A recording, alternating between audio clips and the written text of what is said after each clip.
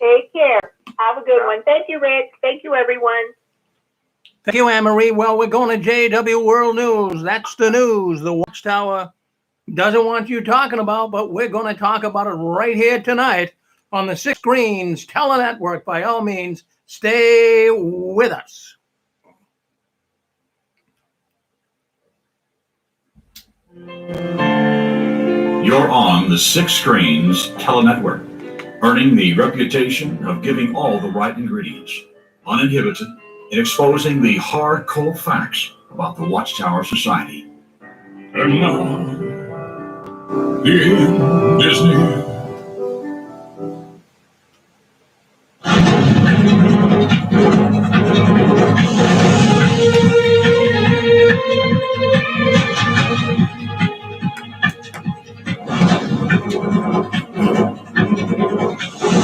Well, here we go again, another Saturday night on the Six Screens Telenetwork.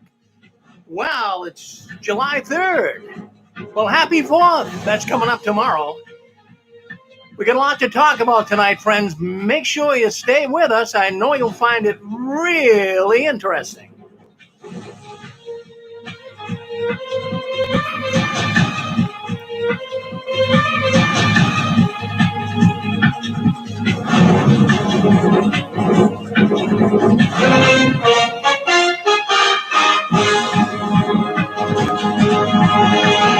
Well, there we go. Welcome in, friends. I'm glad you're with us tonight. Hey, this is my favorite night of the week. We've been doing this now for 16 years. We've never missed a Saturday night. We are here because you are here. It's important. Friends, we are talking every week about a tyrannical organization that is really doing a number on people. It's a shame what the Watchtower gets away with.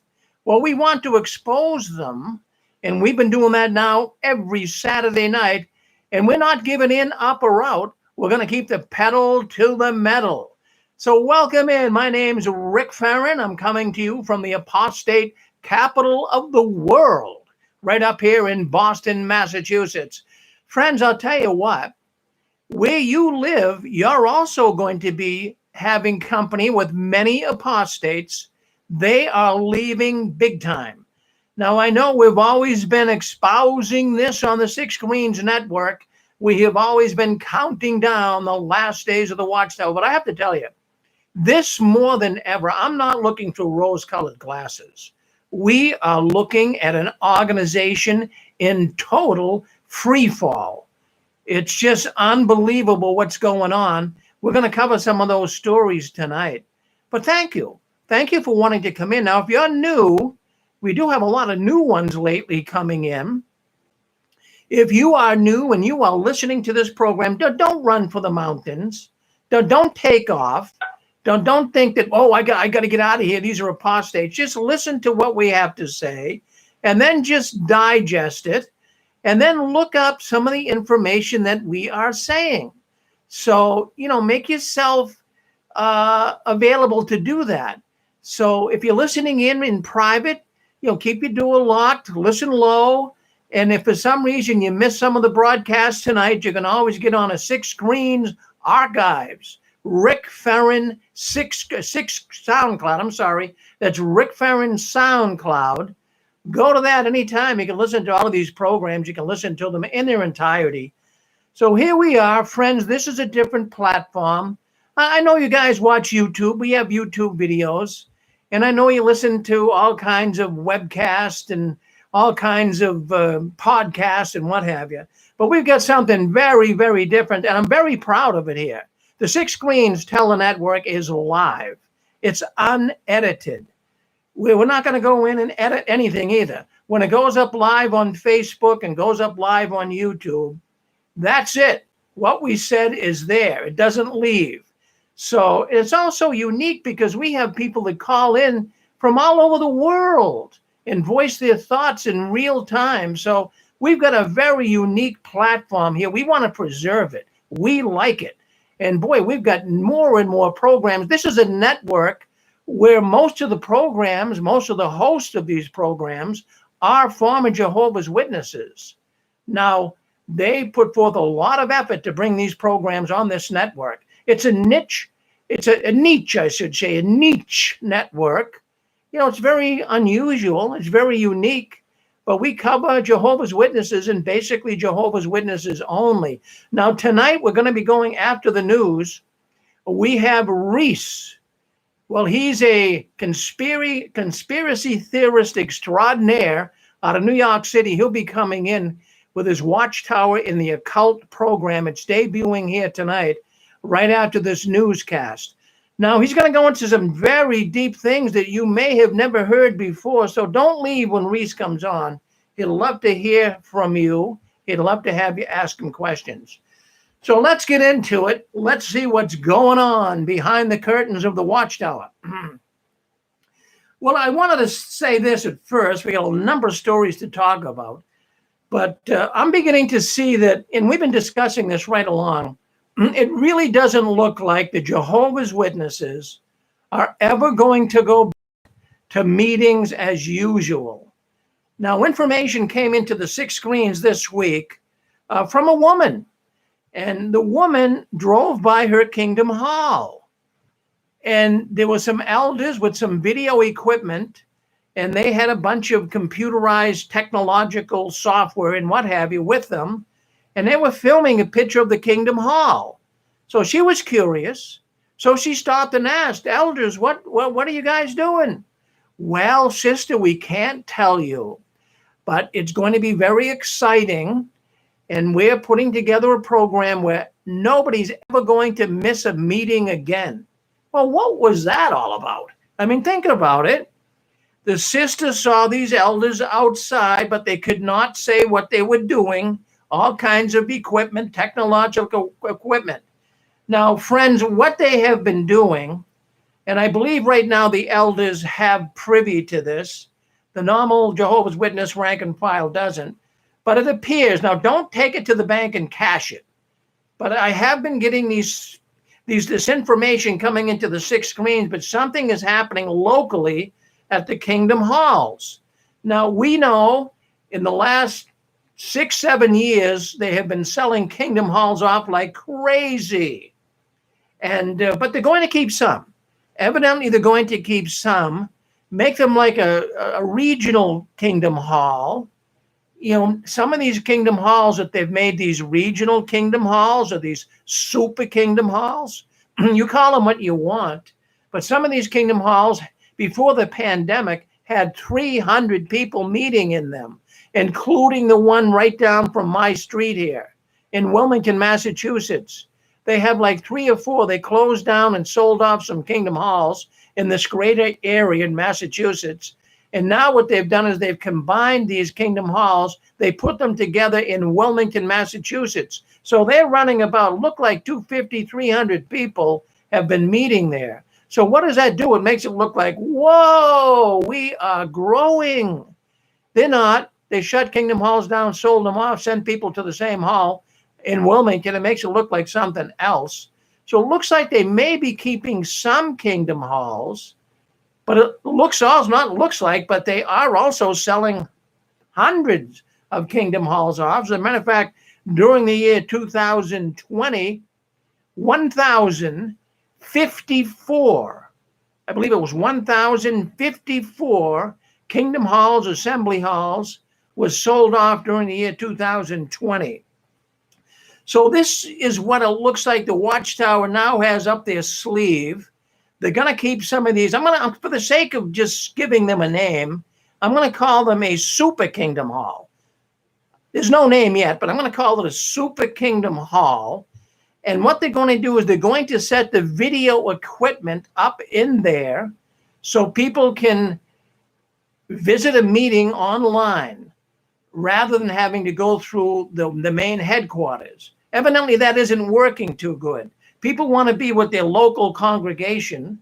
So it looks like some of these local Kingdom Halls, Super Kingdom Halls, are going to be setting the equipment up in order to stream their service, their meetings, online to the local yokels.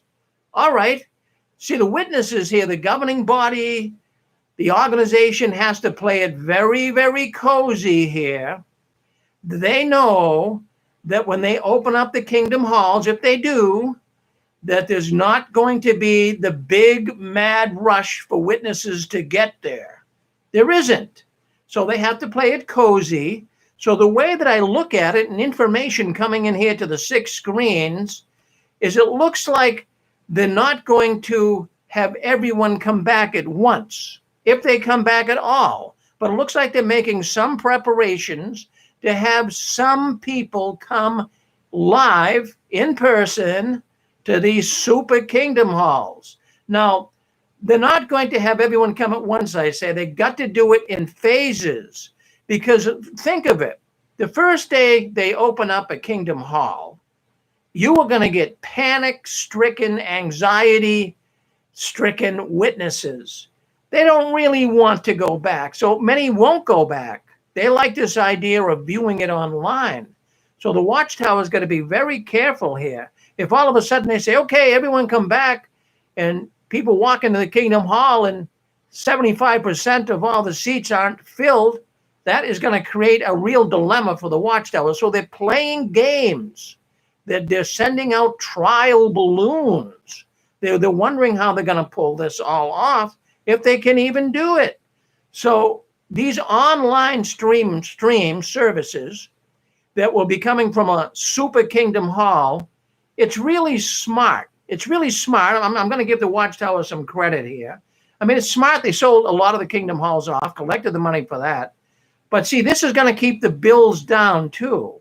All the kingdom halls in the local area that have been sold off, they were paying electric bill, they were paying water bill, they were paying heating bills, telephone bills, internet charges, and what have you. That's all gone.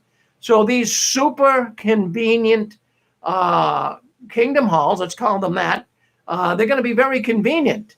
If a person wants to go back to the congregation kingdom hall meeting, they can. Or if they want to live stream their local services from that local super hall, they can do that. Friends, the Watchtower realizes that many of these witnesses got so used. I mean, it's been 18 months, going on 2 years, that they have not been back to kingdom halls. And they know darn well that lots of the witnesses are not going to want to go back. Would you? You want to get all dressed up on a Sunday morning, put the kids in the car, get up early to get everything ready, run off to the meeting, get to the meeting, and listen to a boring talk, and then come back home again? Your whole day is wasted. Do you want that? Most witnesses don't. So more kingdom halls under this new arrangement, from what I'm gathering, well, more halls will be able to be sold off. And you're going to have congregations, as I said earlier, 300 publishers plus, and even more. Half of the people attending these kingdom halls will be attending virtually. Well, here is the thing. How is the Watchtower going to announce the numbers, announce those that are in attendance? Will they take those in attendance that are online, watching on streaming? Well, we have 120 people here today. Well, a good many of them will probably be online that just got on and shut all the other stuff off and walking around doing what they normally would do on a Sunday morning. So there you go. That's my feelings. I have good reason to believe that you're going to see these super kingdom halls. Now, the Watchtower will not call them that. They'll come up with some fancy name for them. But look forward, from what I can see, of you having a super kingdom hall. It might be 30, 40 miles from you. So you'll say, well, it's too far to travel. I'll just listen online. And then the Watchtower can still count you, and they won't look like they're dying. I think you guys follow my drift here, right? Well, anyways, you're on 6 screens, JW World News. Man, I'm going to tell you, what a sleazy organization. I'm sure they have a think tank at the world headquarters where all of these brothers, and maybe even some sisters, I'm sure even some of those some of the sisters have good ideas too. But I'm sure they all sit around, they kind of think, how are we going to pull this off? This is going to be one of the biggest tasks the Watchtower has ever faced. They never had anything like this. How do you get people from being online, listening and watching a meeting, to now coming in person? Friends, that is a quantum leap. I don't really believe that we're going to see a lot of people returning to the Kingdom Halls. Well, I don't know what you guys think about it. I think you may have the same feelings I have here. You know, they're playing all kinds of games. But, you know, this week I also got a reminder, and it's from this insider, and he's higher up in the organization than we think. Before we move on, does Anne-Marie want to say something? Anne-Marie, want to say something? All right. Well, maybe not. But anyway, go ahead, Anne-Marie. I'm sorry, I wanted to try to unmute. I find this subject so fascinating, and I do agree with you. They definitely have a think tank. I think they spend more time thinking about what they're going to do with their organization and how they're going to keep as many of the members as they can in line for as long as they can. But I was wondering if maybe part of the scheme is, of course, you always have to kind of put out feelers. And I think they're going to, when they do it like that, like just have a few Kingdom Halls or a few people coming back, then the other ones almost maybe will get a little jealous. Well, how come they get to go and we don't? If everybody is supposed to go, then it's drudgery. But if only certain ones get to go, then it's like, well, how come not me? What makes them so special? And then it might come to they want to go, but now they have a choice. And when they have a choice, then each family, I am assuming, would start to think, well, now that we have a choice, well, maybe we'll go and, oh, it's easier just to stay home. We can still fellowship. And more, they're going to probably want to stay home. And then Watchtower will have the excuse, well, nobody's really, it doesn't make sense to keep all these Kingdom Halls that we have open. We could just go ahead and sell them to, put them into the worldwide preaching work. They can justify anything and make themselves look good doing it. Thank you, Rick. Absolutely. That's exactly what they do, Anne-Marie. Thank you very much for chiming in and wanting to be on our program. Well, there you have it. So we did get an announcement and reminders. We have an insider. He goes by the name of Atlantis. He sends me announcements and reminders. For the most part, we get them every week. This man is evidently a higher up in the Watchtower. I don't know what department he would be in, but he does have a lot of information he shares with us. As a matter of fact, some of his announcements and reminders are quite provocative and different. And this one, I have to say, is really a game changer. And what this announcement is that will be being read to the Kingdom Hall this week over the Zoom meetings. I'm just going to mute some people here. We got a lot of people coming through tonight. I didn't think it'd be this busy because of the holiday. But anyways, what the announcement is this week is we are pleased. This is right, the letter I'm reading it from the Watchtower. We are pleased to inform you that the governing body decided that one new issue of the public edition of the Watchtower and one new issue of Awake will be produced for 2022. Oh, well, hold on here 1 second. One new edition? So they're only going to have for the whole year, they're only going to have one new edition of the Watchtower and one new edition of Awake. They're going to have one edition all year for the year 2022 coming up here in about 7 months, 6-7 months. So that's interesting. My goodness. I mean, you guys remember, don't you? Remember all the magazines that we used to gather and have?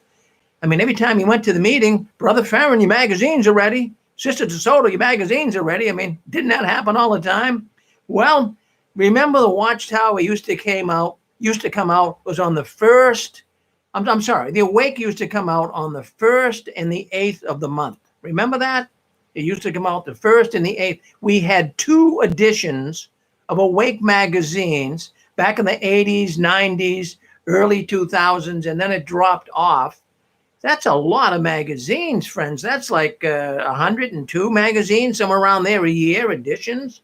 Now, I also remember the Watchtower.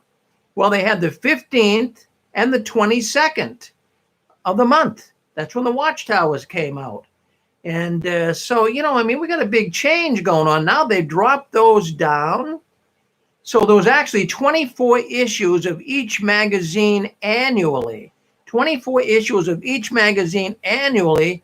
Now it's going to be one each. What is going on? What is really going on? In addition to that, the magazine has less than half of the pages they used to have. So you have to factor that in as well. It's half the magazine. So I'm just thinking here, I know what's going to happen. What are the witnesses going to say? How are they going to handle this? Oh, they're only printing one magazine. I know exactly what they're going to say. Get ready for this JW rumor. The rumor mill is going to be cranking.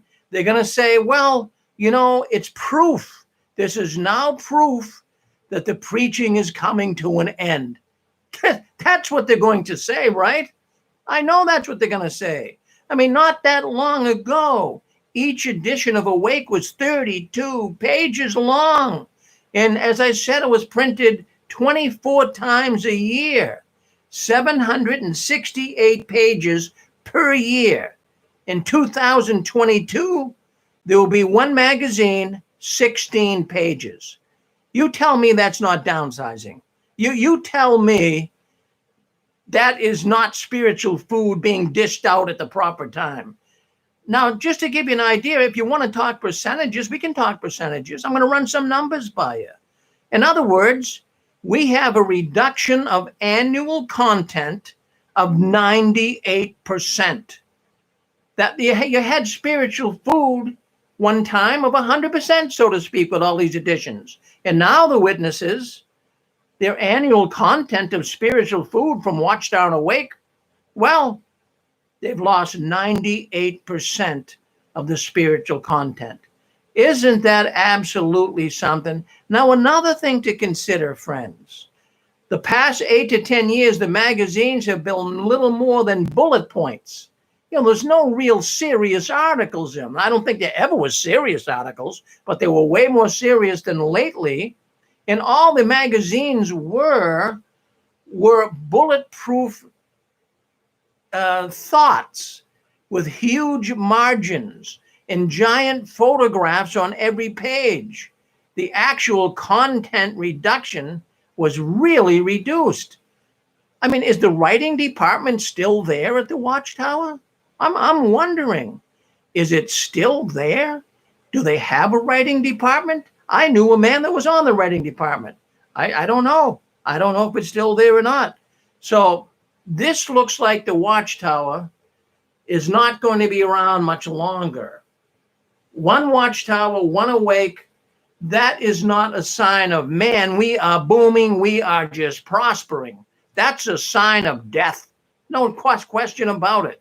It's very oblivious to many, even the older ones that have, instead of speeding up the work, the older ones are now seeing the work slowing down. It's now down to just a drip.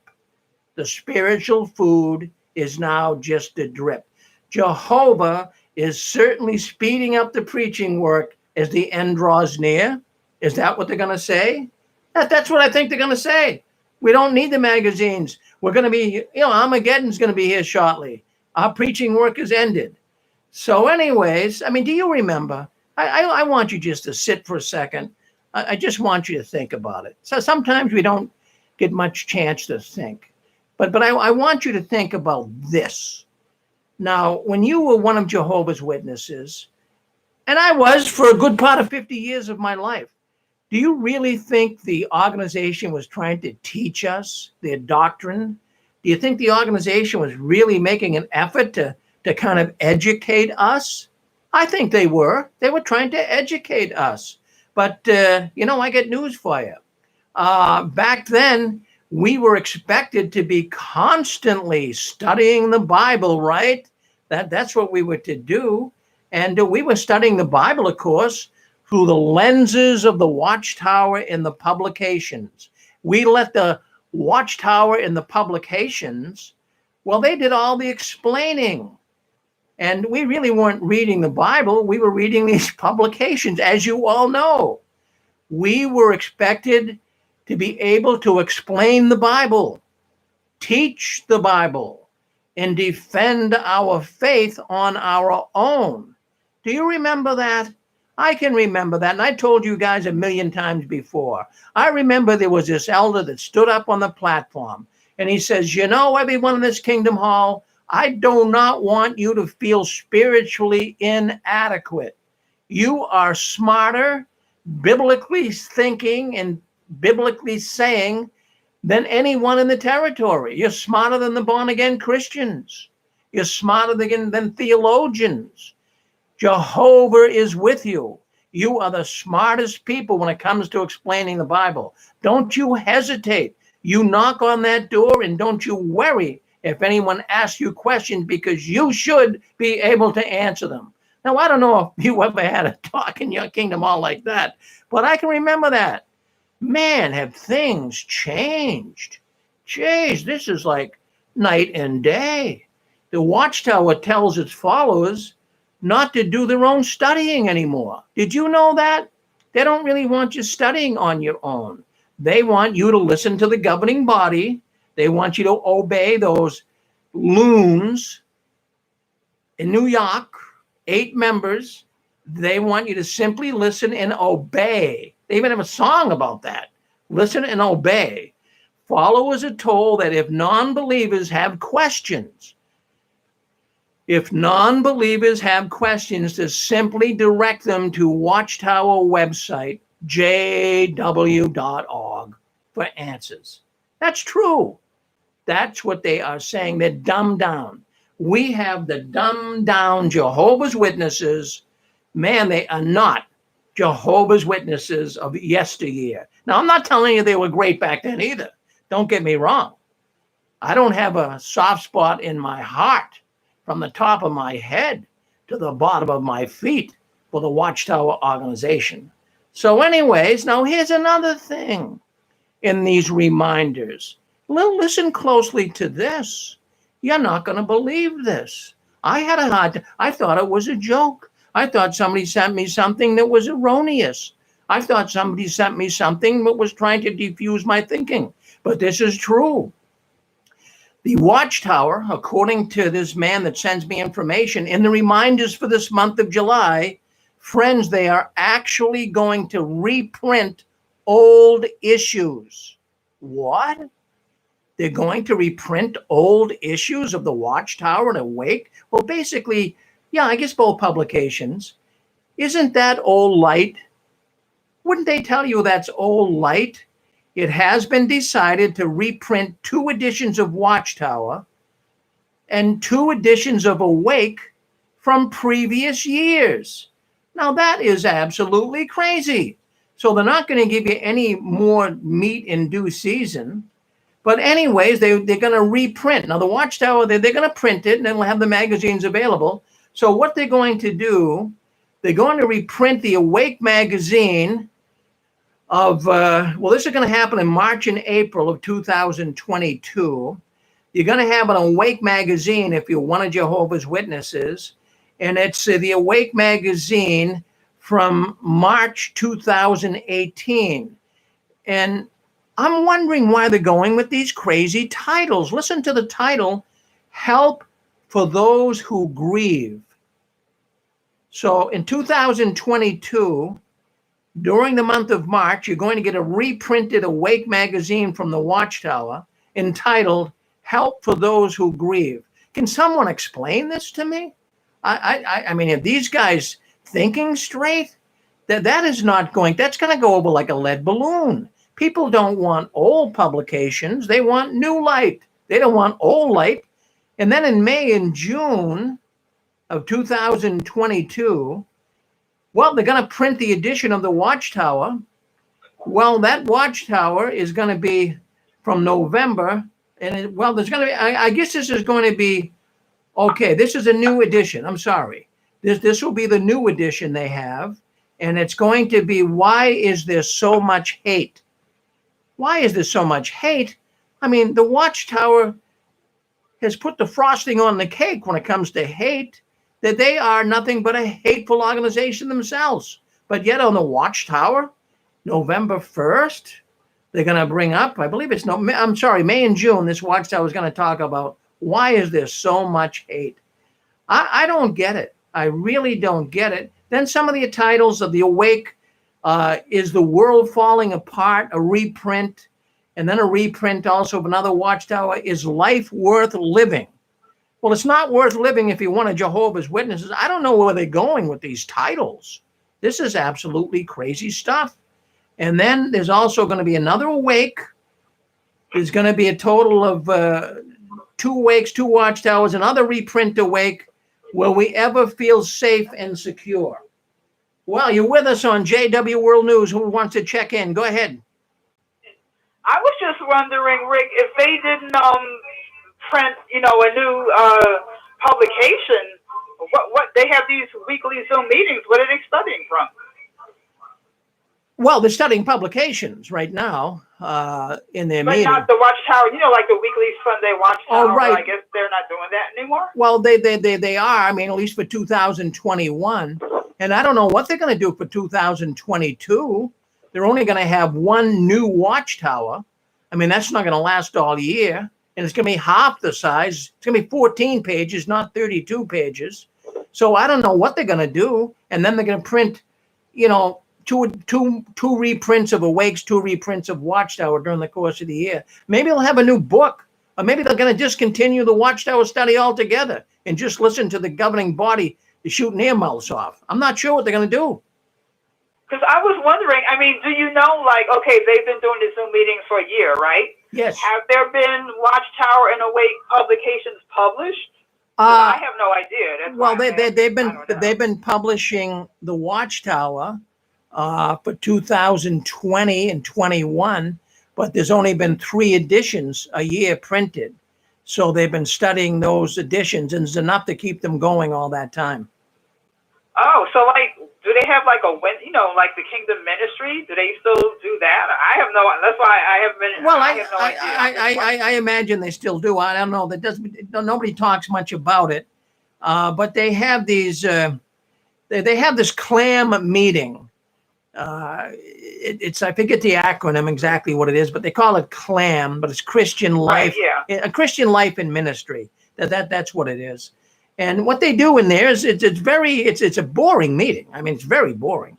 They kind of regurgitated everything. They have a little bit of the school. Some people give a talk, but there's only like 2 talks. They have a book study. They study a book in there for a while. And then it's also part like a service meeting. So it's like all combined into one meeting. And the witnesses, they don't find it really that enlightening, really. Do they really have the sisters giving the talks now via Zoom? That's still going on? Yeah, well, they do, but it's mostly men, mostly males. But there is sisters that are doing some talks too. Yes. Oh, okay. I was just wondering what the heck are they doing? Because the Catholic churches, at least in New York, they've been open for a while. So why can't they open? Well, what's happening is the Watchtower, as we just said earlier, they're scared to go back, Shirley. This is an unknown. They're going into no man's land. They don't know what's going to happen. If all of a sudden they say, okay, everybody, let's return to the meetings, they're starting to think everybody's not going to come back and want to be there in person. This, in fact, I'll tell you what, I've had people writing to me here at the 6 screens and actually even calling me. And these are actual witnesses that are telling me they're nervous. People are anxious. They're having panic attacks just thinking about going back, I can imagine. Because I was just wondering, just what the heck are they doing? I had no idea. How can you give a talk by Zoom and all that? I was just wondering what was going on. Well, there you go. Maybe this man has some insight too. Go ahead. Yeah. You're on with us, sir. Just to answer your question, they don't have the Kingdom Ministry anymore. It's called a workbook, but it looks like a Kingdom Ministry. It's sort of like a rip-off version of a Kingdom Ministry. It's called a workbook. And then I think they're going to have, for the study article, they're going to print study articles of the Watchtower, but then they're going to print a public edition. I think that's what they're referring to. The public edition is going to be once a year, but it's going to have a congregation edition, and that's going to be the study article, because they're already kind of doing that now. So I think that's what they're referring to. This is going to be the public edition. Is going to be the once a year thing that they're having. And to answer your question with the Zoom, when the sisters give a talk, they share like a screen or something. So a sister will be in her home, another sister will be in her home, and then they'll act like she's doing phone witnessing. That's what they do. Oh, okay. All right, that gives a little more insight. Yes, a little more insight. So thank you for clarifying that. Yes. But you know what was more deadly than the COVID? Why they went to the Zoom? Not to protect them only from the COVID, but also to protect them from all the Kingdom Hall crashers coming in. Well, Randy, that to take it into consideration. That is another consideration with Kingdom Hall crashers and Kingdom Hall protesters. They're a sitting duck. They know they come back. They know that they've hurt so many people, Randy. People are ticked. They're going to be standing out in front of the Kingdom Hall with banners and flags. Yes. Well, anyway, thank you, brother, for clarifying that. So just so we can get clarification on that, it's a public magazines. But, I mean, the Awake magazine never was a study magazine, so it's one Awake a year. And it looks like the public magazines are going to be only one a year. I don't know, it doesn't say how many Watchtowers are going to print. It doesn't say that at all, but it certainly isn't going to be like it was. All right, so let's move on here. Let's see what else is going on behind the curtains of the Watchtower. Before we even leave this subject, I can remember, and I believe that you guys out there can remember too, that when we had the book study, I remember them saying the book study in small homes was the most important. The book study in small homes. Mark, mute yourself, Mark. The book study in small homes was the most important meeting of the week. Do you remember? Do you remember them saying that? A year later, the governing body saw it fit to eliminate the book studies and implement family worship night. So they got rid of the book studies. Remember that? But at one time they said that was the most important meeting of the week. Now, every year or two, we used to get new books, right, for the home Bible studies. Every year we got at least one new book or two new books, and they would replace the previous book. Now, that's not the case, and it hasn't been that way for decades. I mean, really, stop and think about it. Hey, Rick. Yes, Daniel. I was thinking, I was born in 72, and I think most of my life, at least what I can remember into my teens, we were taught that the book study was going to be used when persecution started because of the small groups, and that's where we get our information from. We might even meet at those places for hiding or for information on what to do. And here they got rid of it. I think that was the big shocker to a lot of people. Well, it was a shocker. I mean, that was the book study used to be my favorite meeting, even though I didn't think it was grandiose, but it still was the best because you went there, it was about an hour, and then some of the brothers and sisters would stay around after the study, would have cookies and cake and coffee and associate with the brothers and sisters. They got rid of that. Why do you think they got rid of that, Daniel? Because they couldn't control what goes on in the smaller group. In smaller groups, there's a lot more. I know for a fact, this wasn't on apostate stuff, but it was, say, the book study where you're having a house that has a computer set up in the kitchen or in the dining room or somewhere off from the living room. They'd go off and start looking on the computer at stuff, whether it's about cars or talking about work or whatever. Now, if you started questioning the organization, how easy would it be for somebody to walk over and jump on the computer and look something up real quick? You know what I mean? I think it was a control grab is all it was. Yeah, and also I think because of the legal aspects of it, the deep trouble they could get into if a child was molested in a house. The Watchtower was sponsoring the studies so they could be on the hook. I think that also came into play. But I want to give you a heads up, Daniel. That's true. I didn't think about that. Yeah, so I'm also thinking that now tonight I want to give you and also Apostle Babe, I think she's listening, a little heads up if you want to.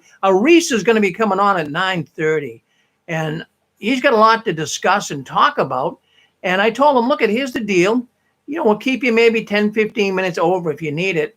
But what I want you to do is, if Daniel and Apostle Babe don't mind, maybe you could come on and speak up with them and talk to some of the people in their audience. So I want to give you a heads up. So Reese from New York City, the conspiracy extraordinaire, former witness, he might want to be coming on your program tonight. Okay. All right. So bear that in mind. So he was on some years ago, right? He was on some years ago.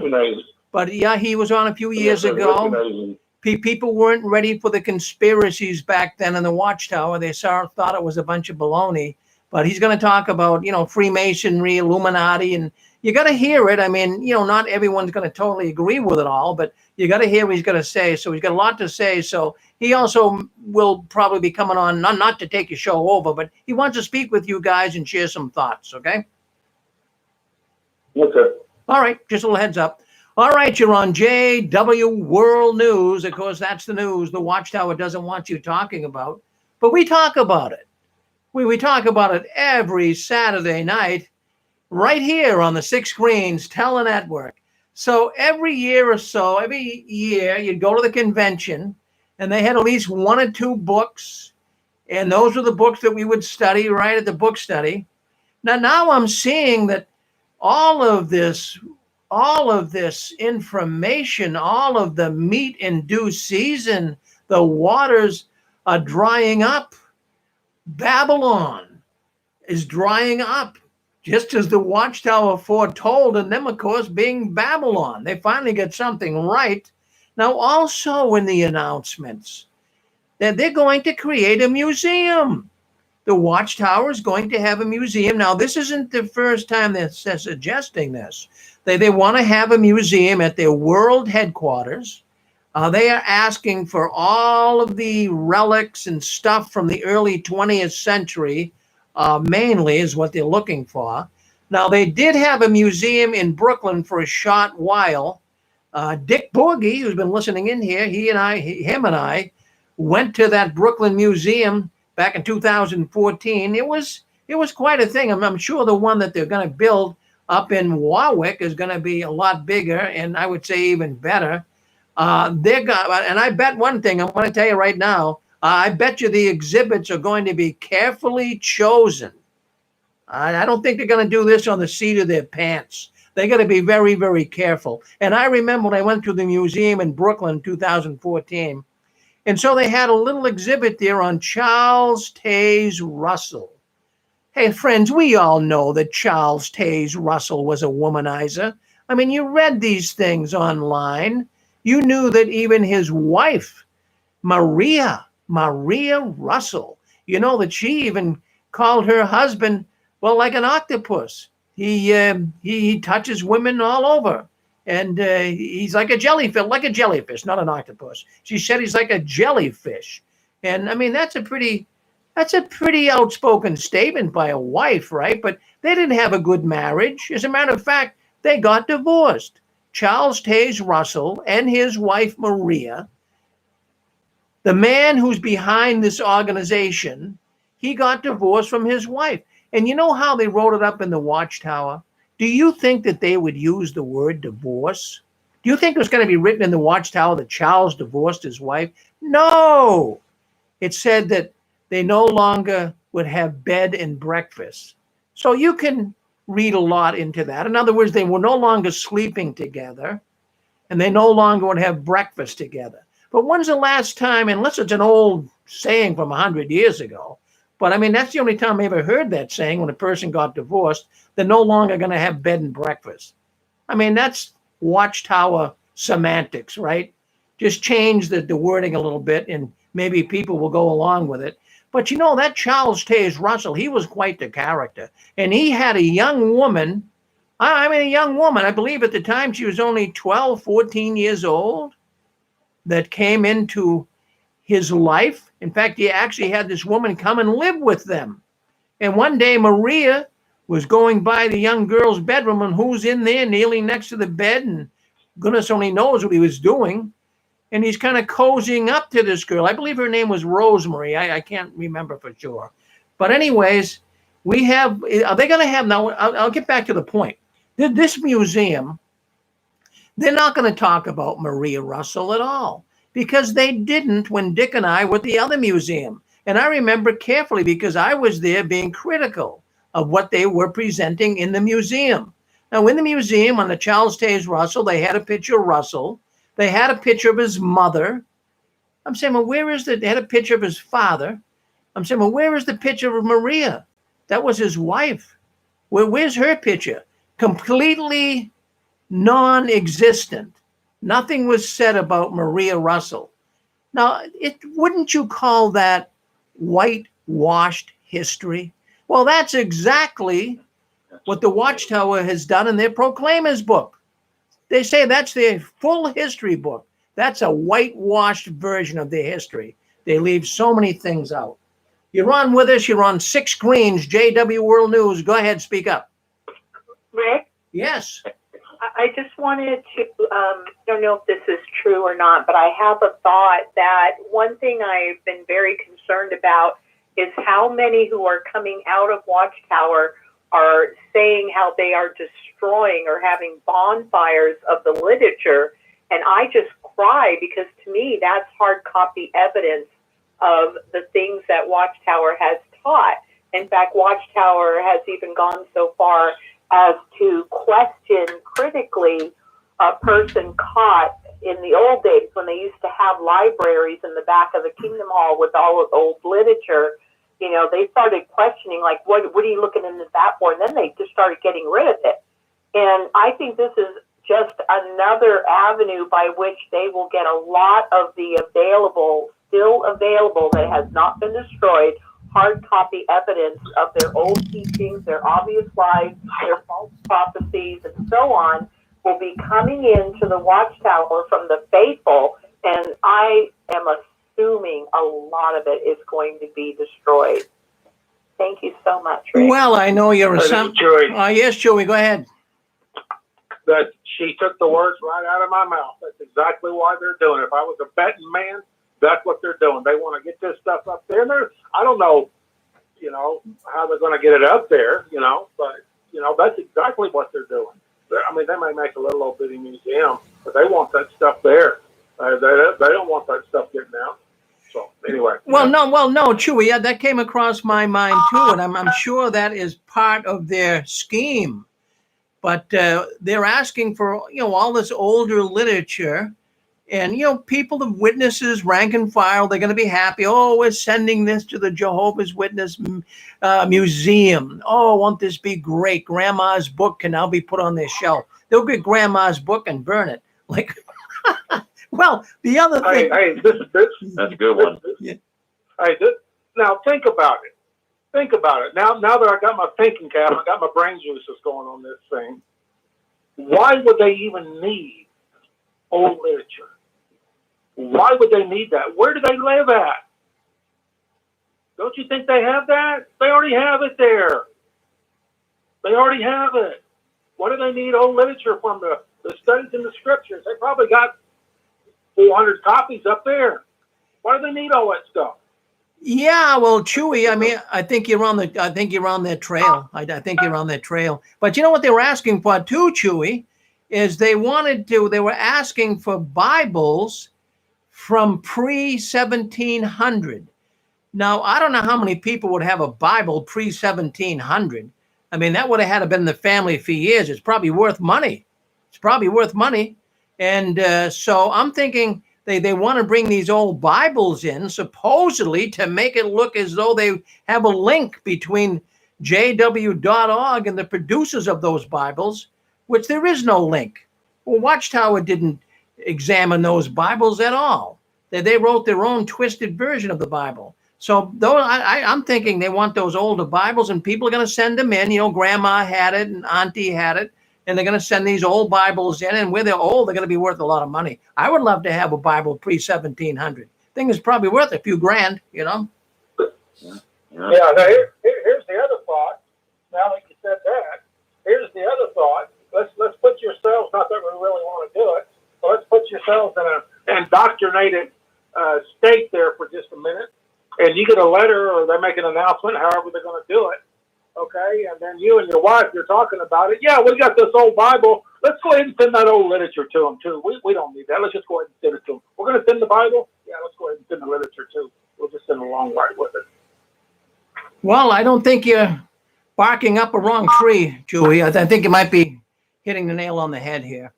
Yeah, so, you know, Watchtower is in deep doo-doo.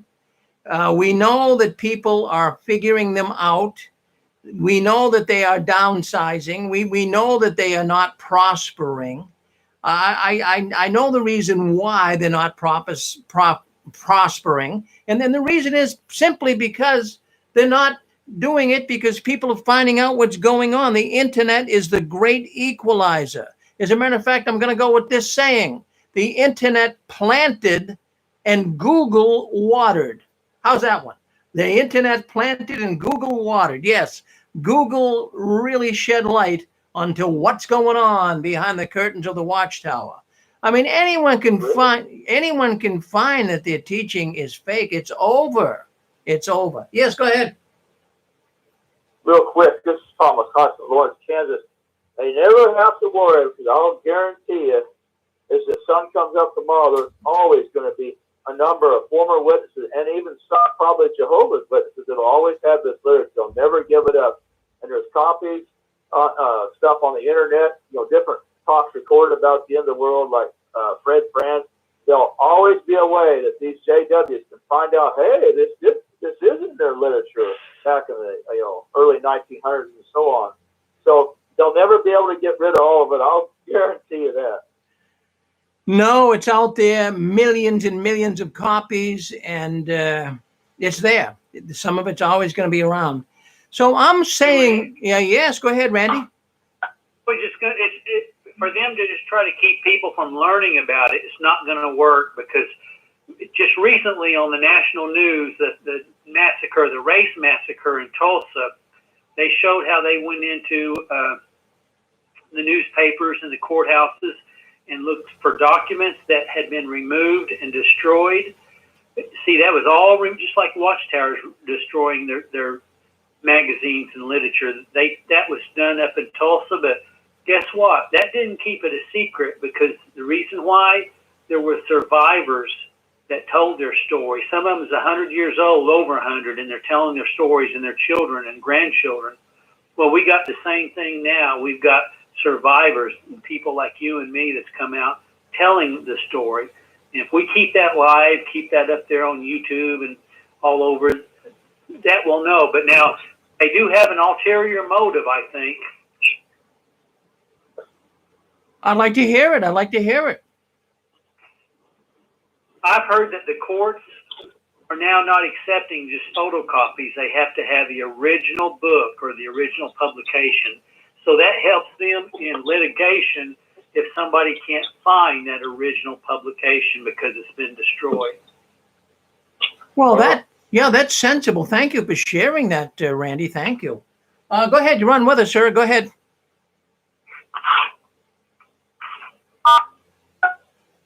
Go ahead. You want to speak up? You're on with us. Yes, go ahead. Yes, Zachary. Yes, Zach. Just wanted to say, on this attempt to destroy publications, the society, for all these years, they send a copy. I don't know about recently, but in the olden days, and for a long time, they send a copy of just about everything they do to the Library of Congress. So hard copies are preserved. They have a special Watchtower they send, specially bound, a volume and a weight volume, specially bound, and other publications in the old green Bibles. Those are preserved at the Library of Congress. So I don't think they could ever really get rid of all the original copies. Well, you're right, Zach. You're absolutely right. Thank you, Zach. Always good to hear from you. You come across as a very astute man. We like you commenting. Thank you for commenting tonight. You're welcome. Thank you. All right, there you go. That's Zachary. Hey, Rick. Yes. Hey, Rick, I'm here. Hey, Mark, how are you? Pretty good. Thanks for asking. Yeah, Rick, just, I'm here early tonight, so I'm on now. Been listening so far. You've given a great show. It's totally awesome. I also watching you live on YouTube, and yeah, you're doing a totally awesome job in every way, 100%. So I'm here tonight, just, Rick, and so whenever you're ready for me, for my big motivational quote, let me know. Yeah, in fact, we'll probably get you on later on for the quote. We might have some time. We might have a little time left over on this program. We'll see near the end how it works out, okay? So you hang in there. Okay, sure will. But how long do you think it'll be approximately? Well, actually, we're not. It'll be near our 9:30, so about an hour and a half. So if you want to take off, chime back in, say in about 45 minutes, or say about an hour or so, and hang in there. If we get some time, we'll get you on, okay? So about 8 o'clock. Well, actually, it's 8 now. Come in around 9 o'clock, and then maybe we can get you on. We'll see what happens. I can't promise you, but we'll see what happens. If not, you'll have to come on the later programs, okay? Okay, sure. Sounds good. All right. That's fine. Okay. I'll give it a shot. Thanks, all right. Rick. All right, good. Thank you, Mark. All right. You're on JW World News. That's the news the Watchtower doesn't want you talking about. But as I say, we talk about it here. And I'm glad people are listening in tonight. I thought tonight would be a slow night, but I'm looking at computer screens here that are just bursting. We got people coming in from all over the world, and I'm glad for that. And a lot of these people are active, doubting Jehovah's Witnesses. They're PIMOs, right? PIMOs, physically in, mentally out. So there's more acronyms lately, but PIMOs is the word de jour. That's it. That's it for sure. All right, let's take a look. Let's see what else is going on in the Watchtower. So I'm beginning to think that the governing body's last stand is Ramapo. Oh, what Ramapo? Well, what is Ram? That's Ramapo, New York. That is where they're going to be building their $150 million mega media center.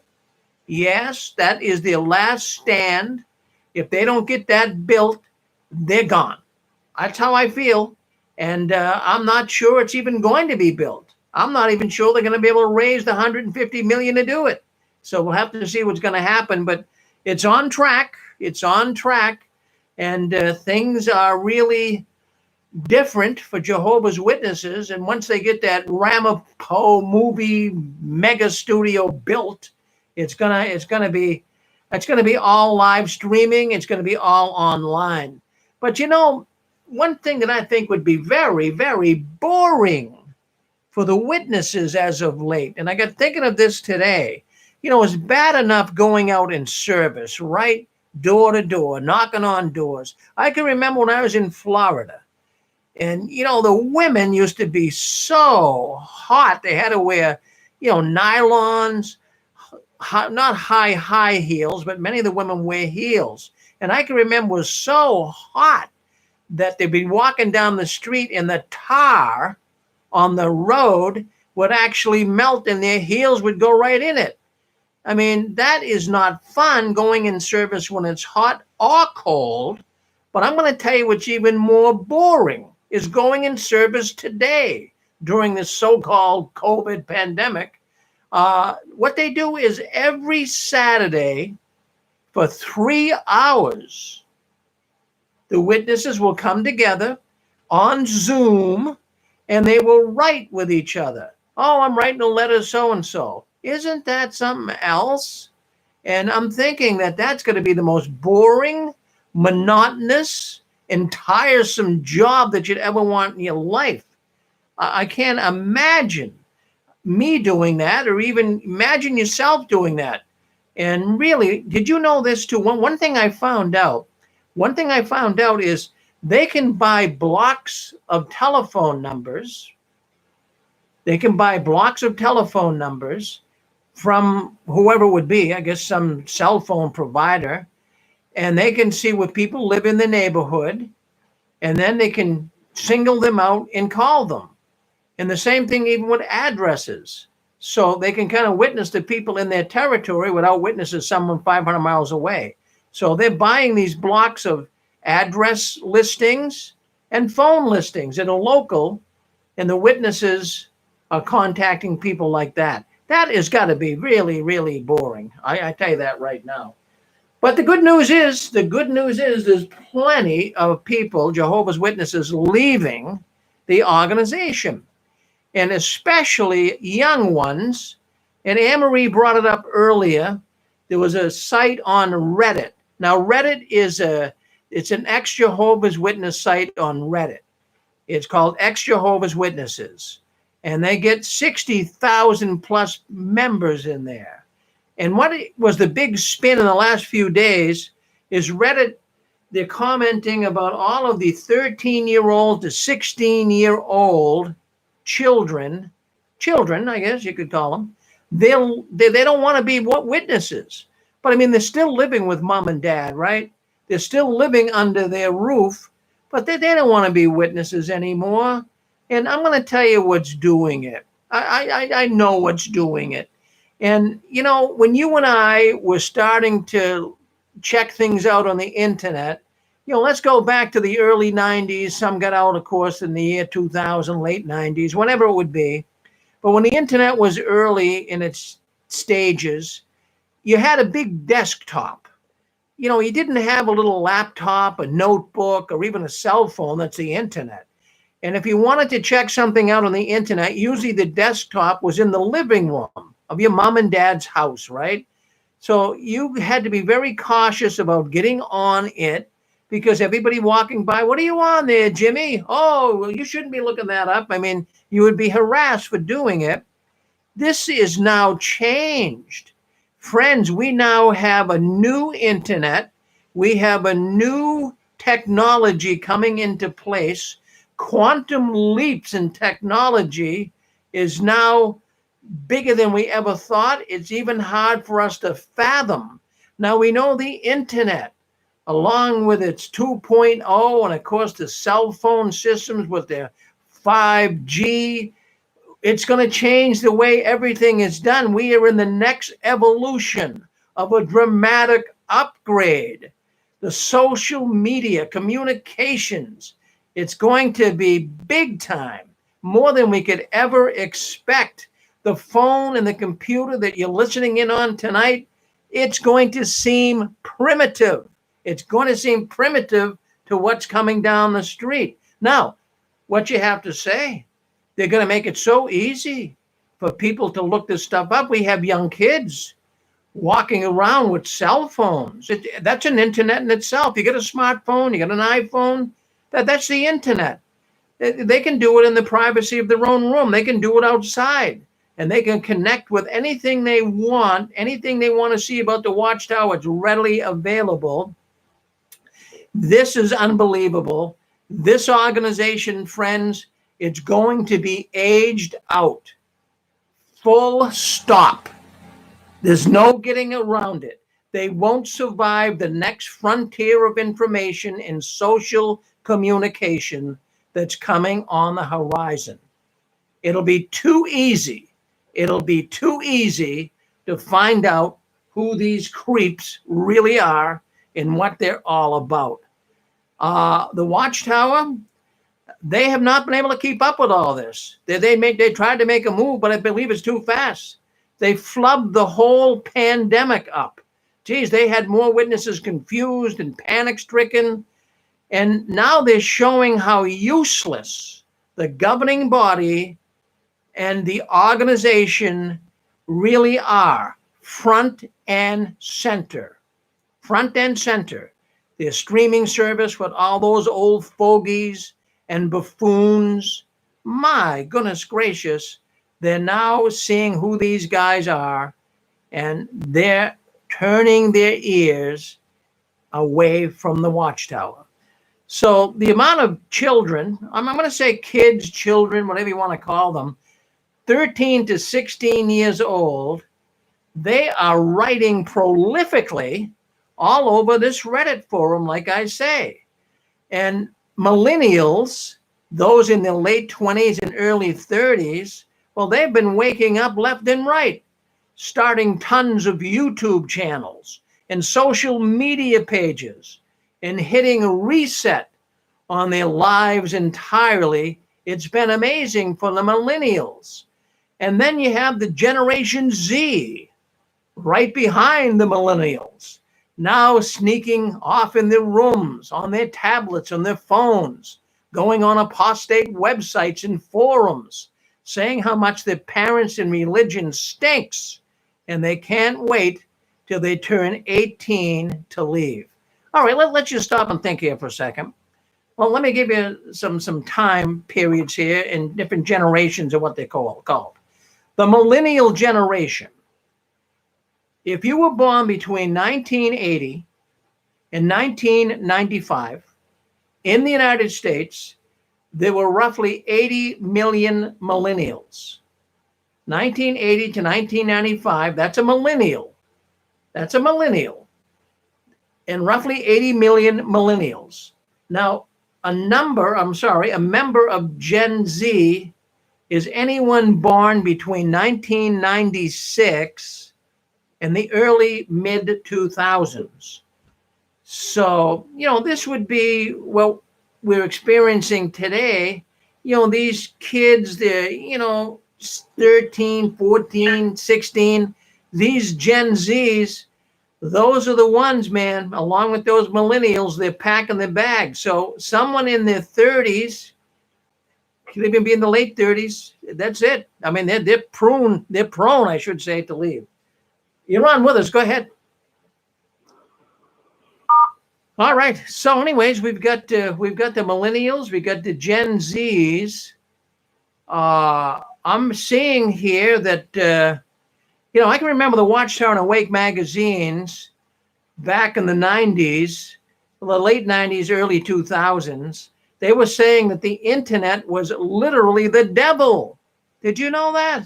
That's what the witnesses call the internet, the devil. We wouldn't have dreamed of going against that, and we wouldn't have gone online and looked this stuff up because it was apostate content. But the teenagers today are different. Oh my goodness, times are changing. JW parents are in for a rude awakening. Those kids who are listening in on Zoom, they hate it, and they're not going to want to go door to door. The parents are going to have a hard time getting the Gen Zs to go door to door.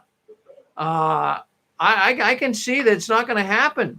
The Watchtower realizes too that the only one that the Watchtower has going for them right now is the baby boomers. Well, that would be me and you, right? I mean, not all of you, but many of us in the baby boomers. Well, I'm 73. I'll be 73 this month, 72 right now. But what I'm saying is, they're relying on the baby boomers to really supply the money funds. The Gen Zs don't have the money. They're just young. And the millennials, they're very thrifty. They don't spend money. They don't spend money. They're not spendthrifts. So anyways, the baby boomers are going to be leaving soon. And that's going to be it. That will be it. Hey, Rick. Yes. I was watching a deal on, this is Chewy. I was watching a deal on the History Channel. And it was, because I love history. Anyway, they were talking and they had Mark Cuban on there. And they had Damon John. He is they're on Shark Tank. They're on Shark Tank. And Mark Cuban is the owner of the Dallas Mavericks. And they were talking about, the program was entitled The Titans That Built America. And Damon John made a statement, and it caught my attention. He said, usually what happens with the company, and this is what we're kind of seeing here, usually what happens with the company, if it's not managed right or whatever, The ones that start it and do very well, they maintain it. The second generation, the second group comes in, and they just kind of go with the flow. They don't really care. The fortune's made. They're not new money. They inherited it. You know, they got the position. And then the third generation, screw it up. Now, that's what's going on with the Watchtower. You had Russell, you had Rutherford, he knew what he was doing. And then you had the other ones that came in there, and Nord, he knew what he was doing. And then you have the other ones that come in there like Kerry Barber and Schroeder and all them. They just kind of went with the flow. Now you're seeing a bunch of dumbheads in there that don't have the sense God-given chicken when it comes to business or spirituality. And that's what you're seeing now. That's what you're seeing now. Well, very good comment. Very good comment. Thank you. Thank you, Chewy. I like that. That's very good. Very timely here. But you know, the other thing that I have to say is the organization, I don't believe can make it another decade. I don't believe it's going to even get halfway through a decade. The organization is now concerned about all of these documentaries, all of the newspaper articles, these shows, and many of these Jehovah's Witness young children are seeing this. And I mean, they're fed up with it. They really are fed up with it. And they are going to be exposing the Watchtower themselves. It feels like this is just inevitable. See, you look at how many children right now are really distraught. Well, what does Jehovah's Witnesses have for a young child, a young teenager? You know, don't think about going to college. Think about pioneering. Don't even think about getting a girlfriend or a boyfriend. Forget that. We don't do that. If you get a girlfriend or a boyfriend, you better believe that, you know, we want you to marry that person. You can't date. You got to have marriage in mind. Geez, these kids are going to be really screwed up, aren't they, when you stop and think about it? Can't go to school, can't get a good job. You know, what are you going to do? Who wants to go pioneering, for goodness sakes? It's just absolutely crazy. You see, friends, you can't ruin or tamper with this many lives. You can't ruin this many lives and get away with it.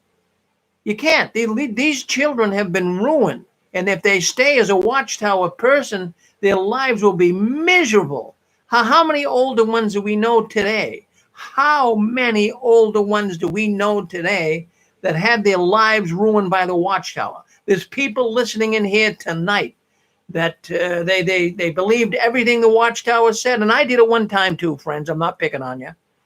But we believed everything the Watchtower said. We kind of forewent some of the things that normal people do.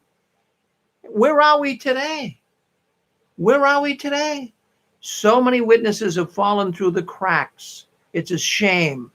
And, you know, you couldn't buy life insurance. Why buy life insurance? That's like rearranging the furniture on the Titanic. Who needs it? The whole system's going down. So people really gave their whole life to this crazy, diabolical organization. Man, freedom. That's what you get when you get out of it. Real freedom. It's something the Watchtower could never give you, or actually even ever allowed you to have it, because they are all about tyranny. All about tyranny and control and punishment. You can only have freedom by choosing to live outside the cult. That's how I feel. You only have freedom by choosing to live outside the cult. So there you have it. There you have it. I don't believe the Watchtower can go for another decade. Friends, I'm going to project it right here tonight. I hope that I'm right with this. But, you know, we have been counting down the last days of the Watchtower here for 16 years.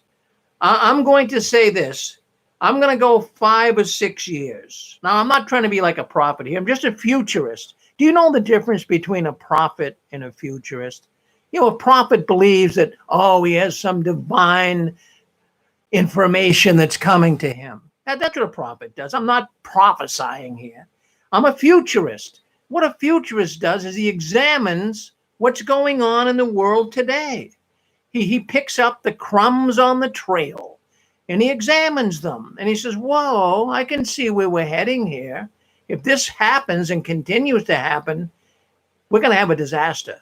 And I can see this is happening to the Watchtower. So I say 5 or 6 years, and I believe I'm right. I hope I'm right. But 5 or 6 years, I believe, just as a futuristic statement, judging what I see, but the Watchtower is doing today and what's going to happen to them in the future, they're not going to be around as we know them. The Jehovah's Witnesses will be a different organization. I would say a good half. There's 8 million now they say they have. I would say 4 million will no longer be Jehovah's Witnesses, at least, maybe more. So only time will tell. And one of the reasons I say that, I've always said the Watchtower is nothing more than a big business masquerading as a religion. How many times have you heard me say that, right? A big business masquerading as a religion. Friends, the money is going to dry up. Yes, they're selling off real estate and it's big money and they're investing, and I'm sure there'll always be some money, but you know what, all these lawsuits, and when the money really comes to an end, see the millennials, as we just said, and the Gen Zs, that they're not going to donate. As I said, the millennials, for the most part, I'm not making a blanket statement, but the millennials, for the most part, they're very thrifty. They don't make a whole lot of money. We talked a little bit about this on Anne Marie's program. Friends, it's a different world. You know, when the baby boomers first got married, it was possible for them to go out and get a little house with a white picket fence and everything was hunky-dory. You know, like in Hossie and Harriet and Donna Reed and Leave It to Beaver. Remember those programs? They all had a little house and everybody was happy. Well, that was back in the 50s and the 60s. That's when the baby boomers were having their children and just starting off in life. That's not the same for the millennials. They don't, I mean, you could buy a house back in the late 60s. I bought a brand new house for $22,000 in a really nice neighborhood. How do you figure that? Go buy that house today. The average house today is $350,000. It's not fair what we see happening. These younger ones do not have the money that the baby boomers had. The baby boomers supported. They made the organization. They gave them all kinds of stuff. The baby boomers really kept the organization alive. The baby boomers now are getting old. The millennials and the Gen Zs are not going to be able to do much in form of donations for the Watchtower. So that's my thoughts on it. That's my thoughts. I mean, let's face it, it isn't nothing but a big business. You got to keep the money flowing. You got to keep it flowing. When no money flows, that's it. It's over. Get them off the grill, they're cooked. Well, you're on JW World News. We're glad you're with us tonight. We've got a lot of people coming in. Thank you. Thank you for wanting to be part of the 6 Screens Telenetwork. Yeah, I mean, we do it every week, like we say. Lots of things. You know, you don't find much good news about the Jehovah's Witnesses these days. And as I research the internet every week, I find that, you know, a lot of the good news isn't there. Now, at one time, the Jehovah's Witnesses used to get some good news, actually. And it used to be during the summertime, like right now, in all of the cities that had the big regional conventions. Well, they'd be so happy to have the Jehovah's Witnesses come and spend their money, stay in the hotels, go to the restaurants. Oh, they just loved the witnesses because the witnesses brought big bucks into the city. Well, those days are gone. The newspapers used to write it up and how happy we are to see the witnesses and what a great bunch of people. Well, those good old news articles you don't see much longer. You really don't. I don't see them, but I did come across one today. I came across a good article about the Jehovah's Witnesses. Now, I know it's all propaganda, and I know they've been trying hard to try to really exposed to the world through newspapers and television interviews how great they are as an organization and how God has been with them even through the pandemic. Well, I came across an article today. As a matter of fact, this article, it's actually, let's see, it was in New York. It's an article out of a New York newspaper, Londonville, New York. Well, that's up by Albany.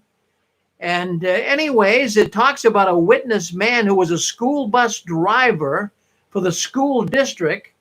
And he was having difficulties getting his, getting his meetings in and what have you. He changed his job, and now he's doing something different. And now he's now able to get out and service more. Now, the article was saying the witnesses aren't going out and service like they were door to door. The article is saying the man's name is Felix, Brother Felix, and now he's saying he's smiling and he's so happy that he can reach people and bring them the good news of the kingdom. You know, friends, I think it's all propaganda. I mean, really, is anybody ever super, super happy to write letters or to get on a telephone and call people up? He was saying the door-to-door witness evangelizing, he used to love that. Now, this is not the first time that I've read articles in the paper about Jehovah's Witnesses saying they miss the door-to-door work.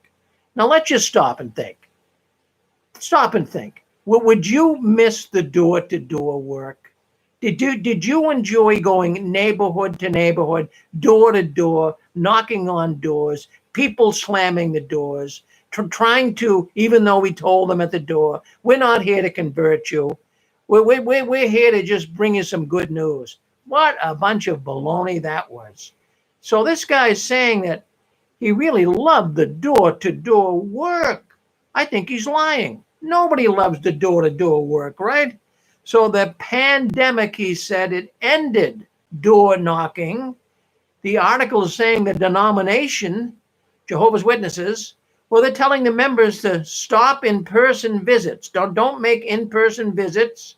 That's what we call return visits, right? Or door-to-door. For the safety's sake. In other words, they're putting safety in here. We love our neighbors. We don't want to bring them the COVID.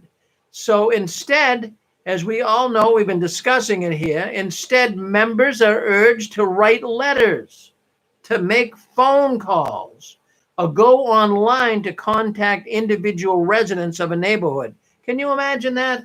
So I mentioned earlier the Jehovah's Witnesses have bought directories of cell phone numbers broken down by streets or blocks and focused on calling people within a selected neighborhood. Can you imagine that? I'm sure they had to buy it on their own dime. I know the Watchtower didn't supply it. But let's suppose you lived in Albany, New York, and you wanted to be able to witness to people in your surrounding area. Well, you could buy a directory from the cell phone company, evidently.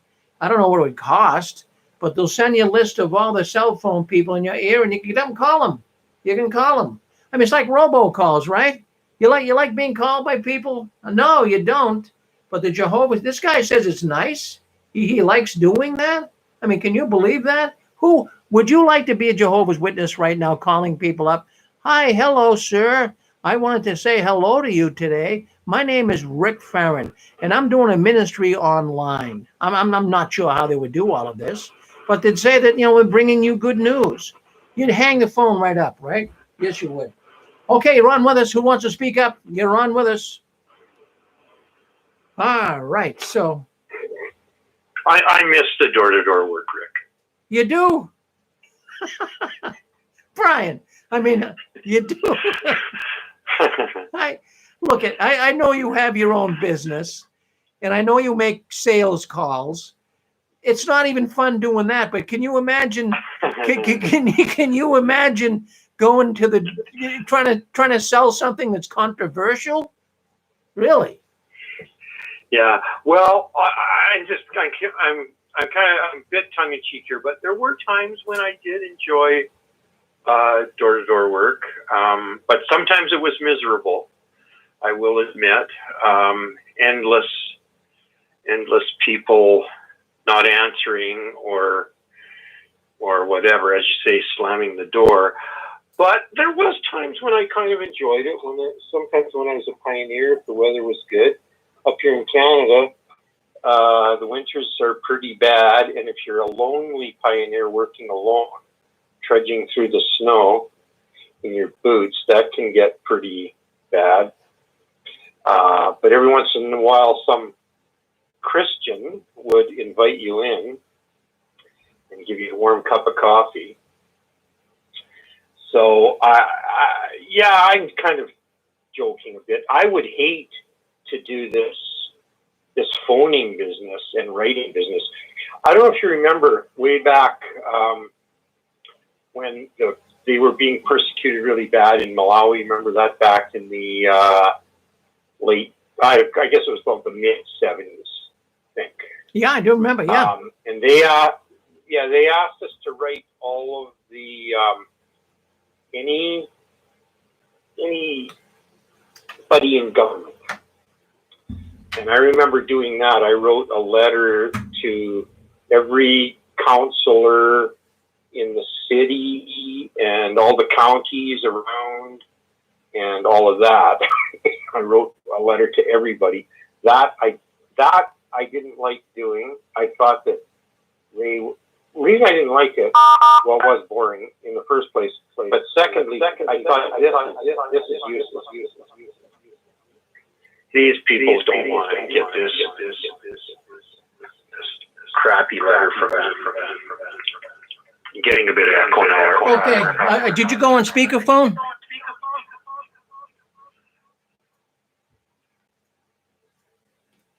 Brian, I'm going to mute myself again, Rick. Yeah, I just wanted to talk, man. That's a little bit of, but yeah, it must be miserable to deal with this, right?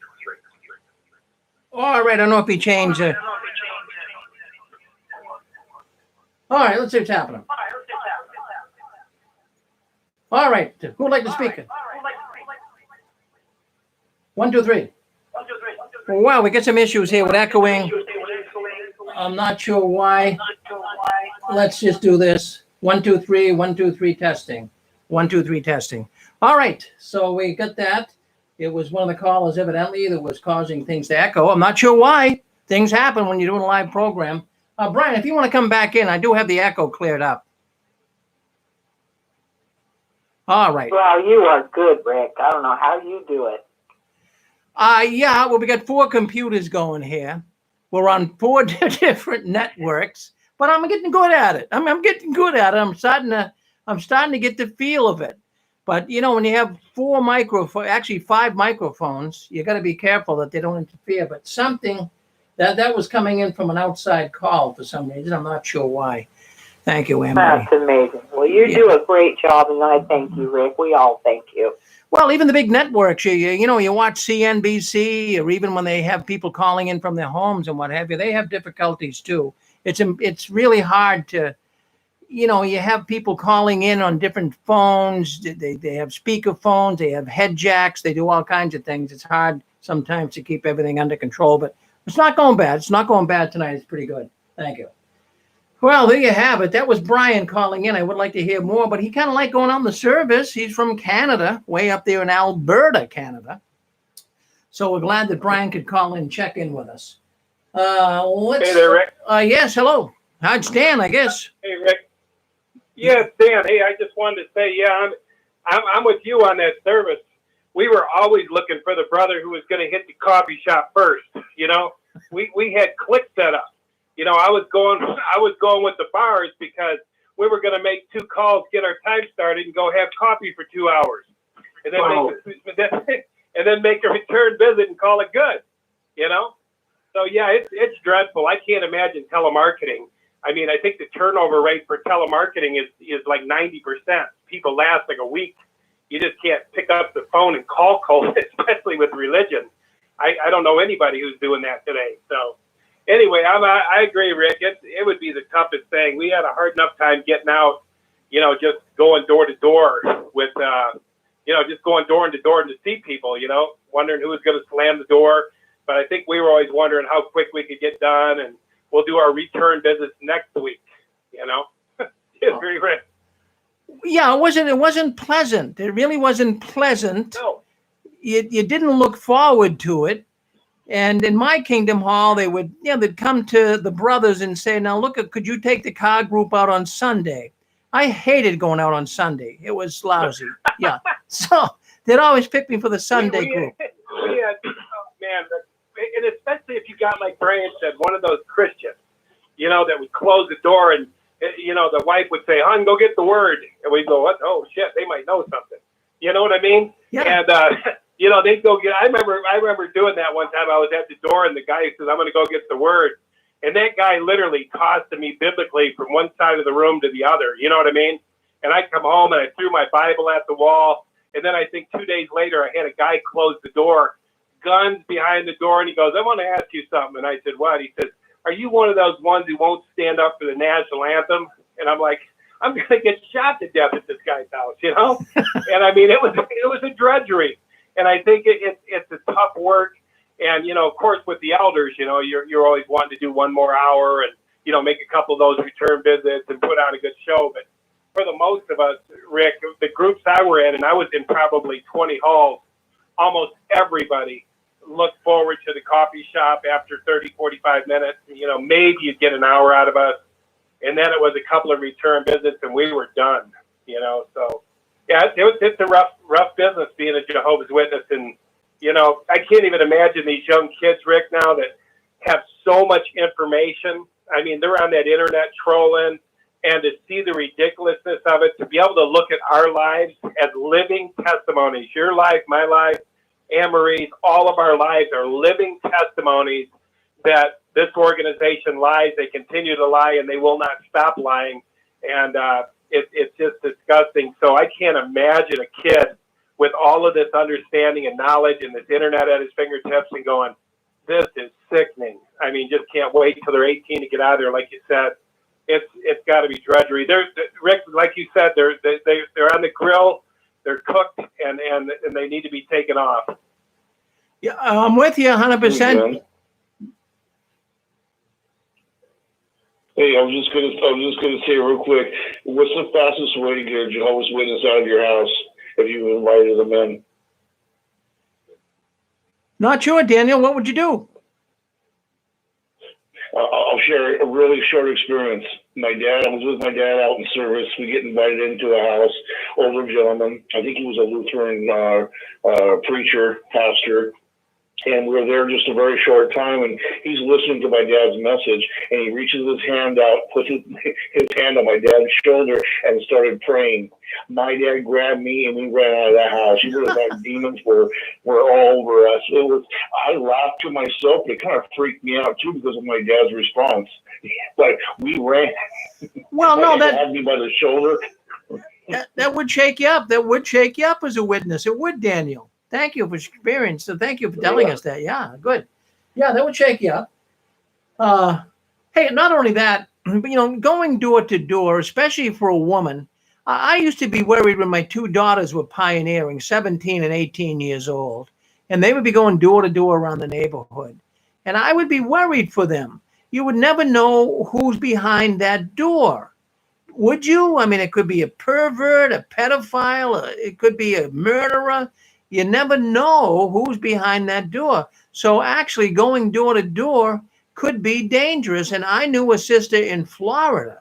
I'm telling you, the story was just shocking when I heard it.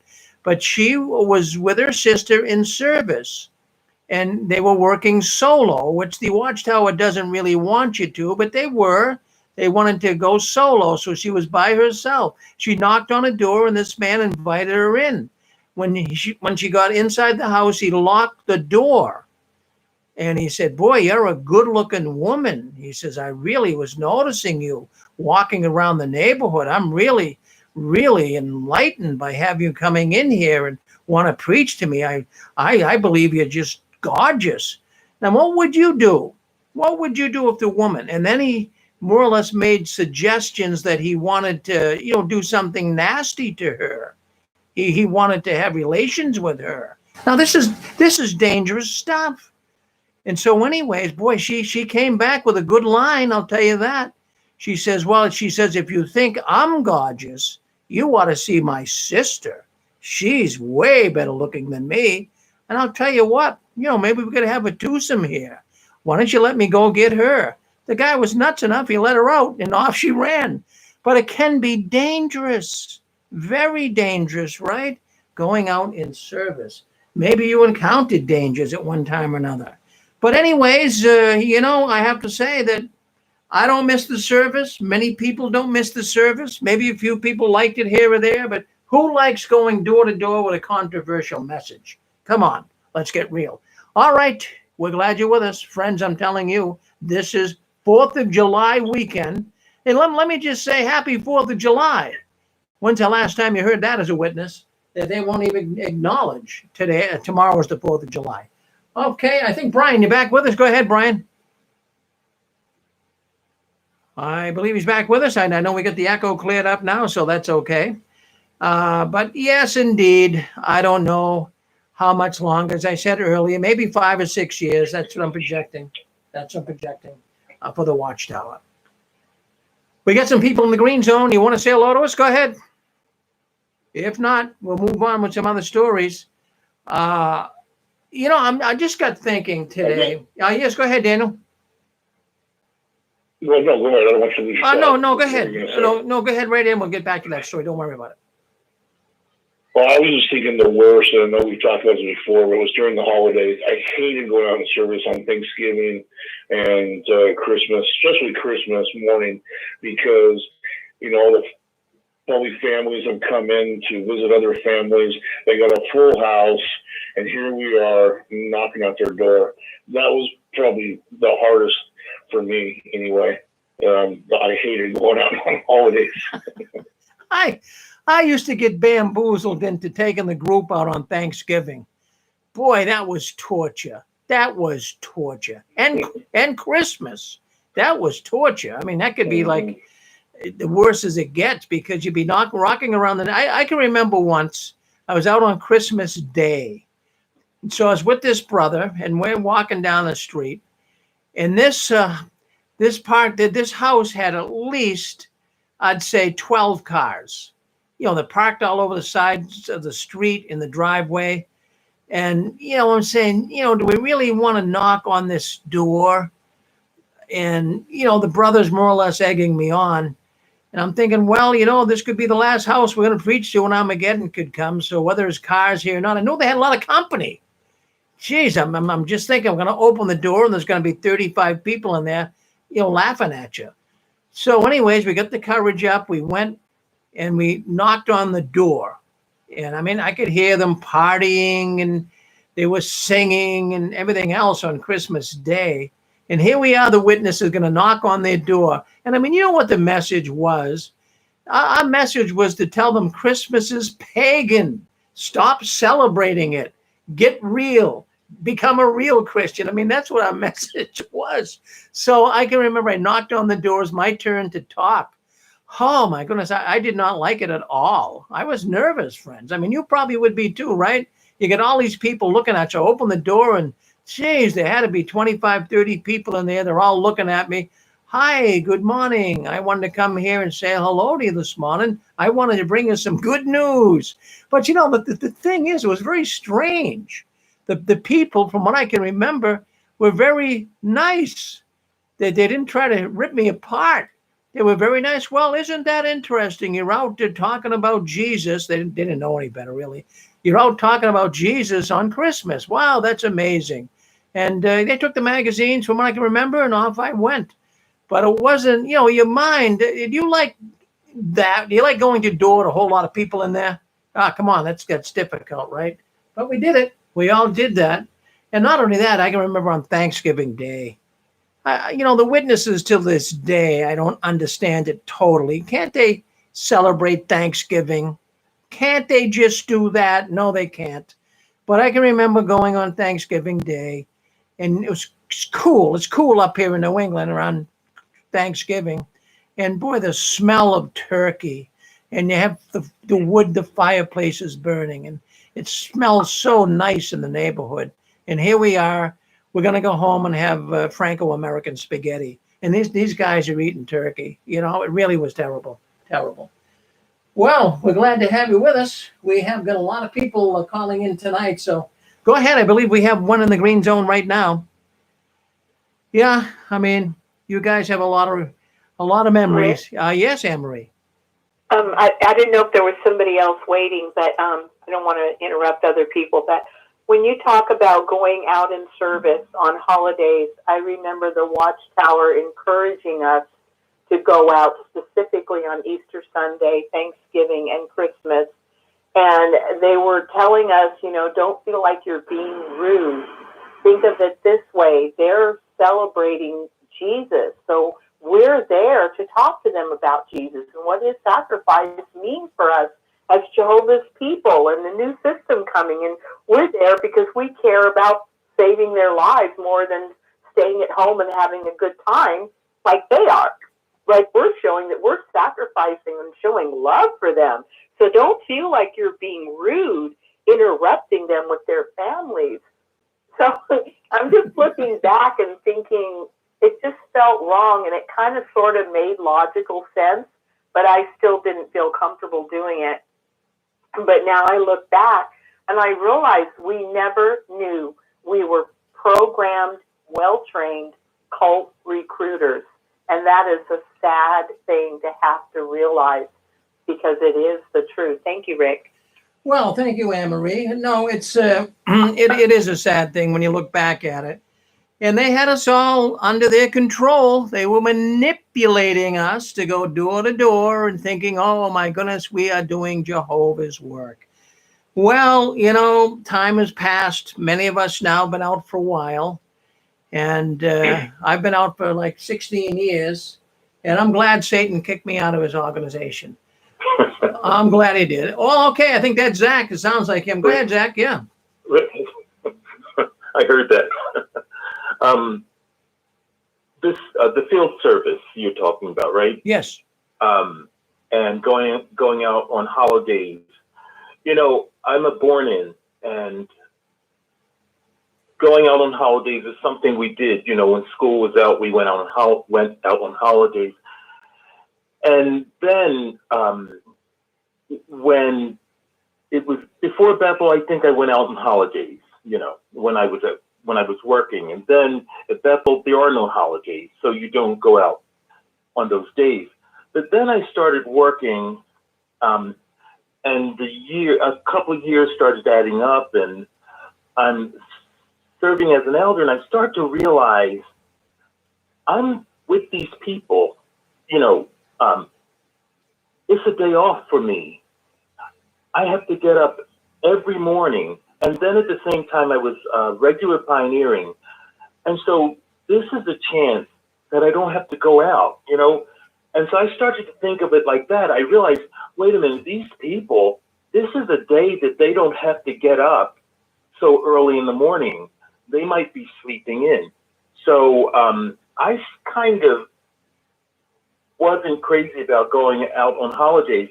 And then what we started to do in our congregation was we would have the book study. A lot of the holidays are on Monday, and we would have our Monday book study in the morning and then go out from book study into the field service. And that way friends didn't have to come out twice, in the morning for field service and then have to come back out in the evening. And we had one hotshot young elder who gave us a reference that kind of suggested that we should not change the meeting times on holidays. One thing is it might make people think that we're celebrating the holidays. So we shouldn't change meeting time. Well, okay. So our book studies for Monday, we stopped having them in the morning, and I stopped going out in field service on those holidays. And about field service in general, I agree with Brian. Sometimes you get used to taking doors and you can, make an argument. But it's a field service, the idea of you're at the end of the system, it makes sense if you're truly warning people that the system is ending. The the way the society framed it, I remember the drama that was about the last days in Noah's time. And they were building the ark. And the people were talking to Noah's wife. And one woman came to Noah's wife and said, I'm going to be marrying one of the sons of God. So they put you right in that scene. And it, for the witness, emotionally, it makes you excited. Oh, look at this! Look at this end of the system that they were living in, and Noah was preaching. So if Armageddon is 3 months away, or 6 months away, or a year away, field service can be more exciting. But when it didn't come last year, or 5 years ago, or 10 years ago, then you start to get a little, what are we really doing? Are we really warning people, or is this just a procedure that something we carry out week in and week out just because the organization says we should do it? And then field service is not so much fun. Well, very good comment, Zach. But you're glad you're not doing it now, right? Yes, I'm glad I'm not doing it now. You got it. Yeah. Excellent. And I do know one person, one witness who really did love field service. I didn't know it at the time, but I ran into her later, and she said she really loved it. And her son was there with her, and I said something about field service, and he said his mother really loved it. He was in college at the time, and he said she really loved field service. So you could find a person who loves it. But I remember hearing a sister who had started pioneering, and she was smiling at the elders, and they were congratulating her. This was when I was younger, probably still in school, my last years of school. And this sister said, oh, brother, I'm so glad to pioneer. I hope I could do it forever. I just hope I can do it forever. And I thought to myself, there's no way she wishes she could pioneer forever. You know, I can't see a person really wanting to do that work forever. No, I can't either. I mean, they would say it, but I don't think they really meant it, Zach. Yeah. You know? Yeah, it's exciting with Armageddon. If everything's going according to prophecy or what is being promised, if everything's going that way, the anointed are, think about it. If the anointed were dropping down and there were only like 1,000 or 500, field service is exciting because you think that, oh, the end is really right here. But when the numbers are going the opposite direction, I can't think of a person being too excited about it. It's just an obligation. And you did it. You put up with it and you did it. Yeah. Thank you. Thank you. Good. Sorry. All right. Hey, listen, that was good. Good comment. All right. We've got more coming in right now. Go ahead. We got New York on with us. Go ahead. You know, the interesting thing is that my mother, she could hardly wait till she retired so she could be a pioneer. Because as I just posted, if you read the chat, my mother, she was one that loved field service. She never did that fake ring the doorbell or anything like that. That was not her. She loved it. She really did, huh? Did she try? Loved it. And she couldn't wait until she retired. And she did sign up for pioneer service. But the interesting thing to me is, after she was in, and I know my mother had arthritis, she had arthritic knees and stuff, but after a year or two, she took her name off. And just something in my mind tells me it was something more that my mother was dyed in the wool JW. But something tells me after a year and a half, when she removed her name, I think there was something more to it than that. But she didn't stop serving then. But I just get the feeling there was more to it. Maybe the sisters were like fudging their hours or didn't want to do whatever because she was too enthusiastic. I just think there was a bit more because she always said, oh, if I could only pioneer. She had her opportunity. And after a year or two, she removed her name. And I think it had more to do with a physical problem. I really do. Well, that's interesting. That's really, I mean, she really loved it. And boy, that's the first time I ever heard that someone really loved it. Yeah, totally. Yes. Yeah. She was not big about it at all. At all. Unbelievable. You know, this is that. Am I unmuted? Oh, yeah, you're all set, Yeah, Jack. I hear you. Yep. Oh, Yeah, okay. I hear you. All right. I confess I may be the person who called the echo before. I had to hang up the phone to try to make sure it didn't cause interruption too much. I remember this was I guess around the year 2007 or 6, something like that. So I was serving as an elder in a congregation, and a good friend of mine, he was a ministerial servant, and he got laid off from his job, I think. Something happened where he was laid off. So he was looking for work. He was getting unemployment. He was looking for work. And he was in the sister congregation. They shared our Kingdom Hall. And one day he was talking about having to take the group out. And I asked, it was on, I think, a Monday. And I said, you only lost your job like a couple of weeks ago. Why are you taking the group out on Monday? I said, doesn't someone already do that? And he said, well, somebody does take the group out on Monday, but I take out a later group. So there was one group around 9:30 that met, and then he came at 10:30 and took a group out for people who were later. And that day I told him, from now on, if you are out of work, if any time you have is freed up, you do not tell the brothers. You don't tell the friends. Because if you have nothing to do with your time, they will create something. They will find something for you to do with your time. So never tell them if you're out of work, or if you have extra time on your hands, because they'll find something for you to do. Sure. You're on with us. Go ahead. Who'd like to speak up? Let's get those lines open and go ahead. Say hello. Don't be shy. We got a number in there right now. I'm Jeff. Hello, Jeff.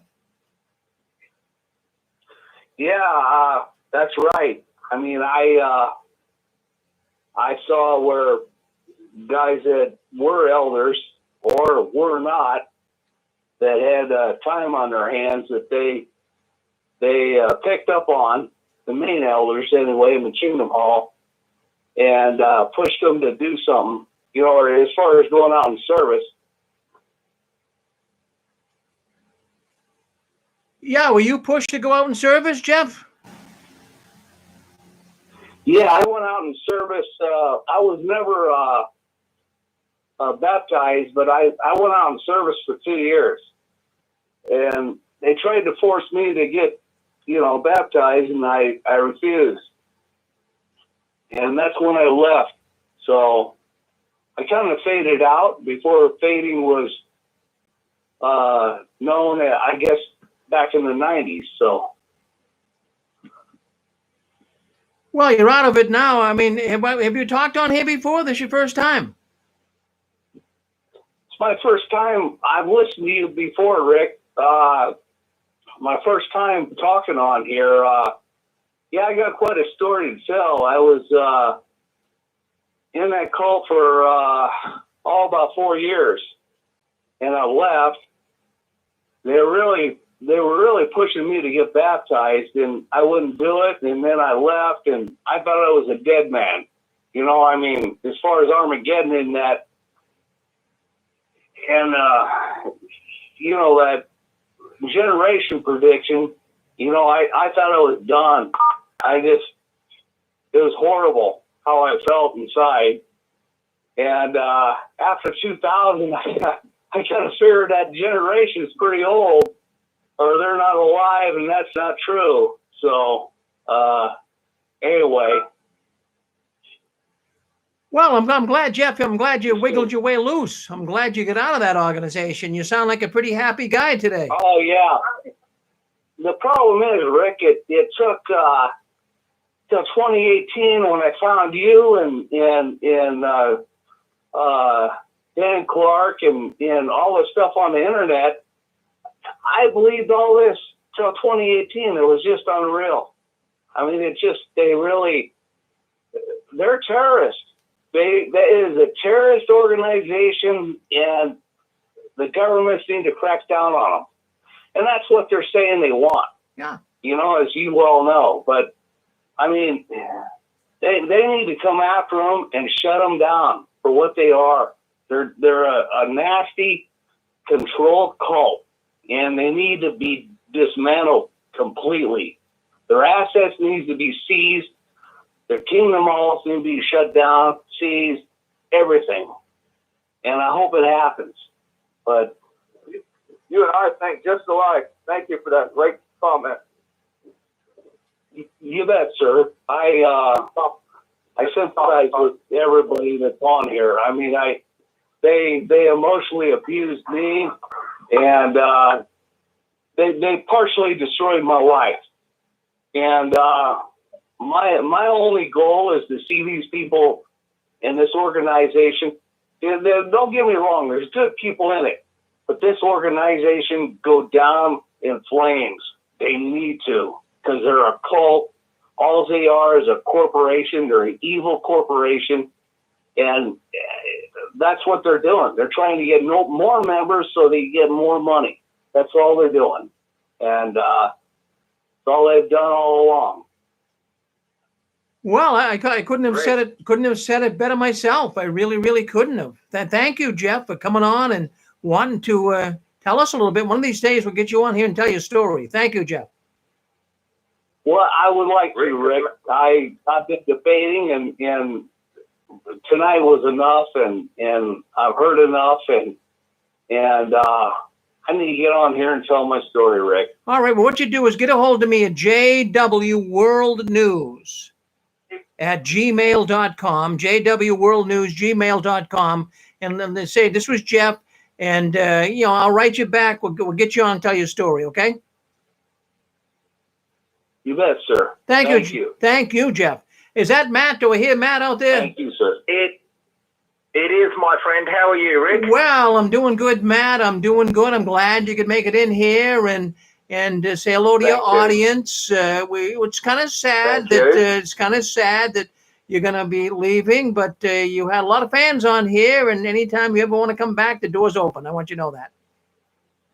Oh, thank you very much, Rick. I really genuinely appreciate that, and the friends that we've made. I haven't lost any friends, in terms of our friendship. Nothing's going to change in that regard, and I just wanted to say thank you very much, Rick, for the incredible opportunity that I've had to sort of to be part of your program, and especially fly the flag for the Aussie XJW community has been a real blessing to me and Monica and all of us here in Australia. And also I want to say thank you very much for the friendship that I've had with you, and also to Connie, who got me involved. I'm very, very grateful to Connie and the support from Dan Clark and from Dick and from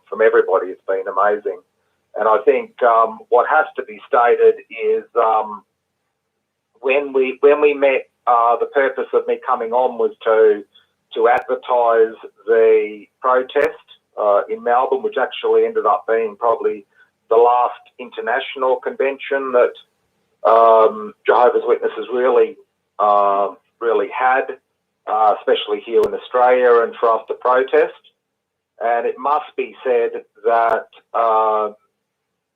prominent XJWs, including Cedars, were against the protest. And I can say that now because I don't really care, but you were the one that backed us all the way. So, we copped a lot of flack from apparent XJWs, but it was you, Rick, that not only gave myself and the organisers like Renee and Cherie and Lara and Eddie and all of those guys gave us a platform to be able to talk to the world and tell the world, and what a privilege it was to be actually able to go live on 6 screens at the protest site. So, Rick, I mean, it's that sliding door moment is that you were, as an advocate against Watchtower, you were the one that actually put your neck on the line and said, no, I'm going to actually support these guys, when the others, no, but they didn't. There was other people who were very well-known XJW activists who were completely against what we were doing. Somehow you're going to bring, Watchtower down, hiding under a rock somewhere. And it was you that stuck your neck out and supported us. And for that, I am so grateful for that. And over the time, so many people from all around the world have got in contact with me through 6 screens, and they're actually getting on programs and talking to the media and doing their own protests and being bold. And I think, Rick, you're the one that's led by example for so long. You've got the guts, you've got the intestinal fortitude to actually go to the facility, stand out the front, and in a peaceful and respectful way, basically say, no, we're not going to be frightened of you. And for that, I'm very grateful, Rick, and we've saved lives, and that's what it's about. I've said from day one, I don't believe in the XJW superstar.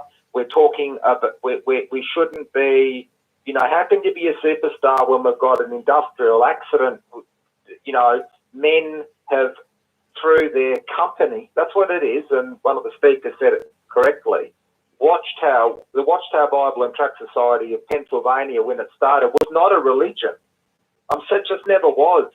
Its product is religion, but it's not. And its policies it's resulted in people being raped, tortured.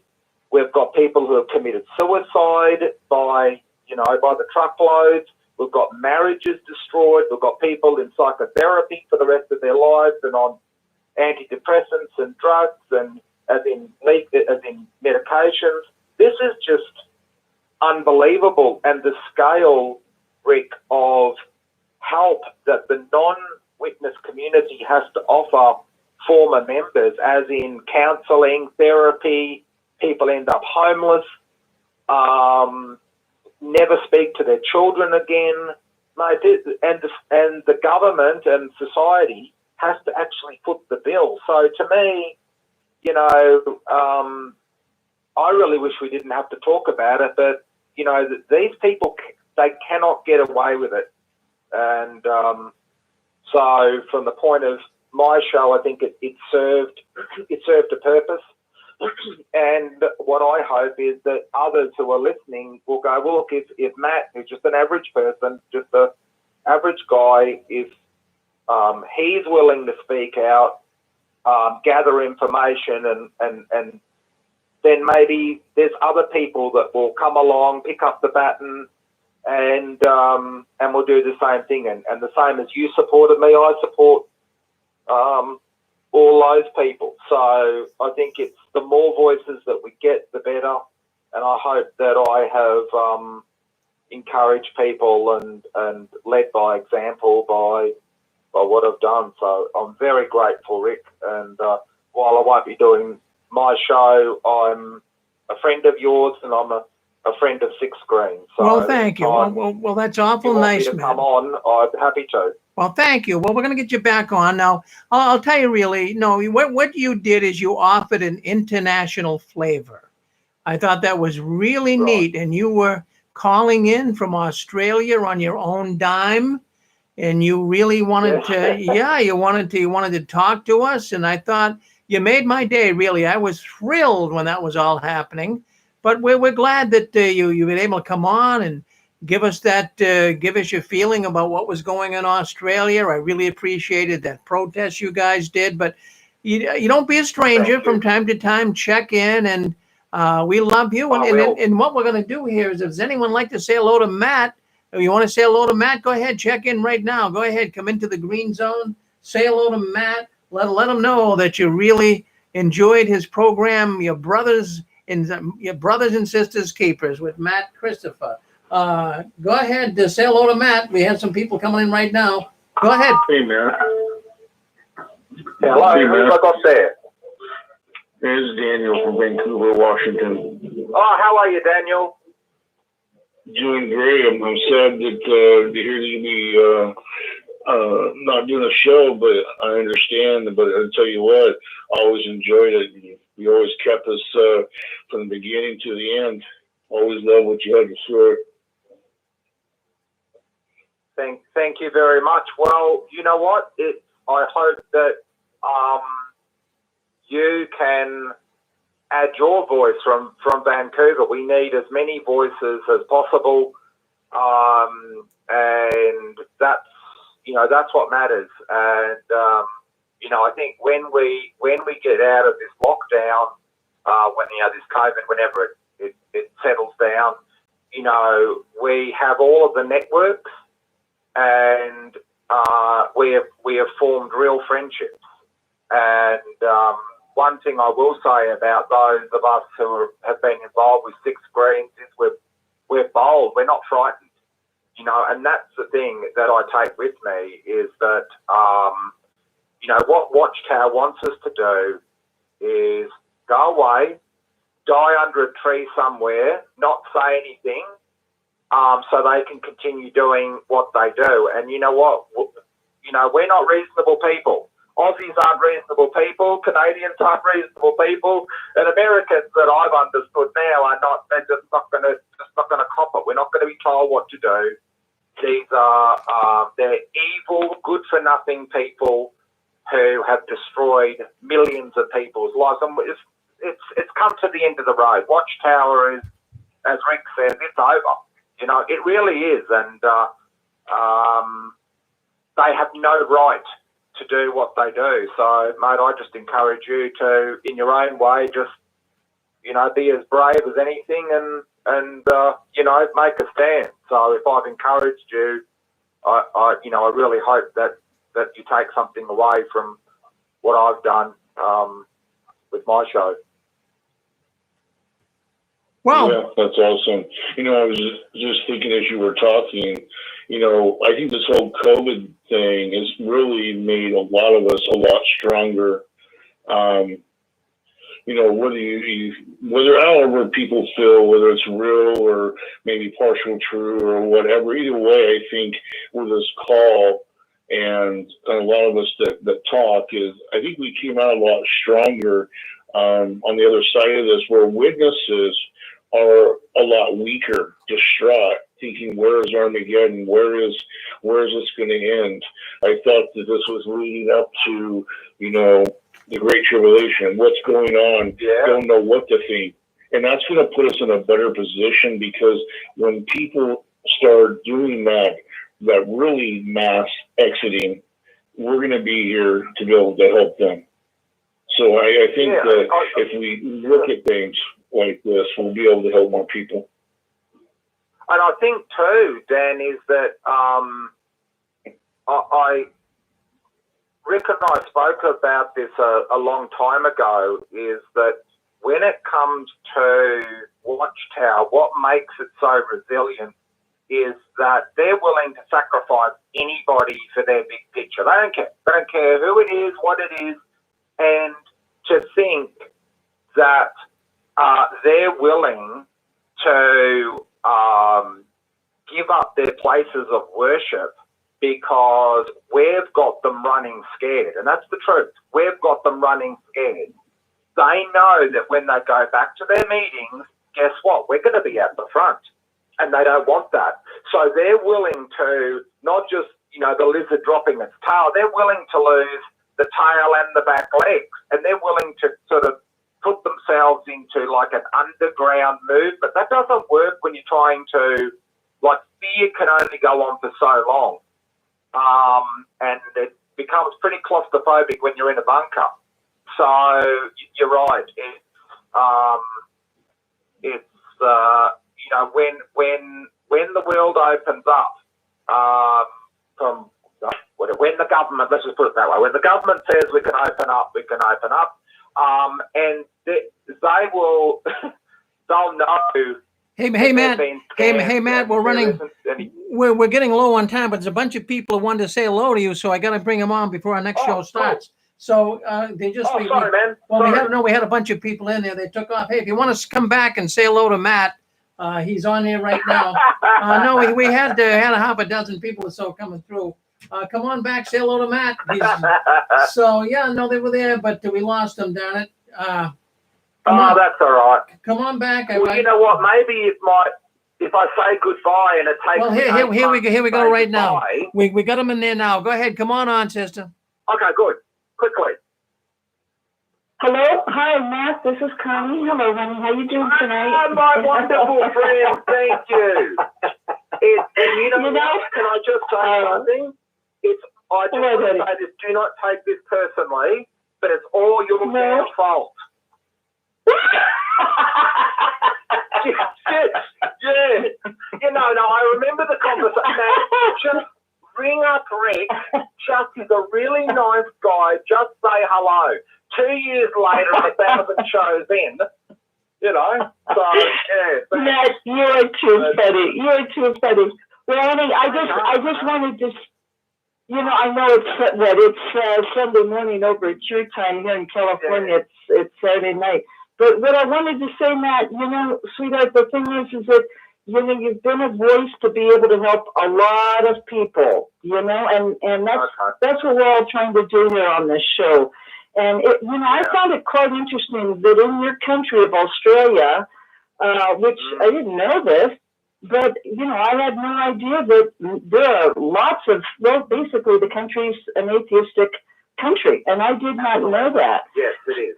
Yep. So I find it very interesting that, you know, when you have the witnesses over there, and then they leave the organization, well, then we're definitely going to be atheistic for most of them anyway. But, you know, we all come together, honey, just in a place of love, trying to help one another. And, you know, I just appreciated being able to hear, you know, your platform when you would come on. And sometimes, Matt, it's a time and a place, you know, like they say, a season. So, you know, in the future, honey, you might want to come back on. But anyway, I'd love to stay in touch with you and your family. You know, it's been wonderful to meet you. You know, absolutely. I don't want to lose touch. You know. No. So thank you, honey. I just wanted if Rick will have me, I can be the special reporter from Australia. How about that? Foreign correspondent. I like that. Well, I like that. I heard enough. Thank you. God bless you, Connie. It all happened because of you. So I hope Rick appreciates. Honey, I'm nobody, honey. I'm just doing it out of love to help people. A lot of people need a lot of help, and you know, he's been a part of it. Yeah. Okay, sweetheart. I've got another voice take there. Care, I want to say thank you. God bless you. Who else have I got there quickly before Rick cuts me off? Here's your last. Yeah, Mr. Christopher. Yes. Who have I got there? Yeah, I'm Ken from Michigan. Ken Starzik. Hello, Ken. How are you? I'm a kind of a team player here with the 6 screens, but I don't call in very often this late at night. So I want to tell you that I appreciate very much your calling in and so forth. And I'm sorry to see you go, but I do hope that you will call in under other circumstances on occasion. And everything like that. I will. You've been a big asset. You've been a big asset to helping the ex-Jehovah's Witnesses and so forth. And we just hope that one of these days we're going to get some resolve in putting this, you know, notorious, vicious cult, you know, in their place as we go down the road and so forth, because they've done a lot of damage. Not only here in the U.S., but all the other countries and so forth. Yes. And we appreciate very much what you have done and so forth. And you're a good man, and God bless and be with you. And we hope to hear from you again down the road under different circumstances. So you have a good night and a good day, and we'll talk to you again sometime. So I guess we'll get another caller in or whatever. Yeah. Yes. Well, if that is the consensus of the viewers that you would like me to participate, maybe not the formal show. If you want me to do a report from Australia or something, I'm flexible, and I certainly it's just But thank you very much. They're very kind words and I'm just an average person, and just an average person, and we're fighting a monstrous demonic organisation, as Connie said. I believe the greatest crime that they ever committed was a spiritual crime, and Connie's hit the nail on the head. If there's a factory that turns out genuine believers into non-believers, Watchtower's it. Well, Matt, someone else there, I just want to say. Well, we'll look at here. Yeah, what we'll do is this. We'll probably have to cut it there.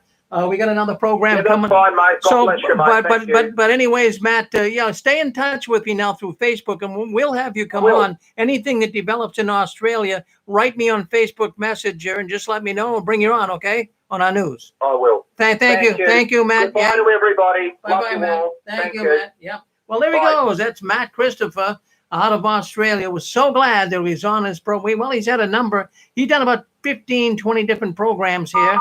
My brothers and sisters keepers, you can find it in our Six Screens archive, Rick Farron SoundCloud, and you'll be able to listen to Matt and his programs in the past.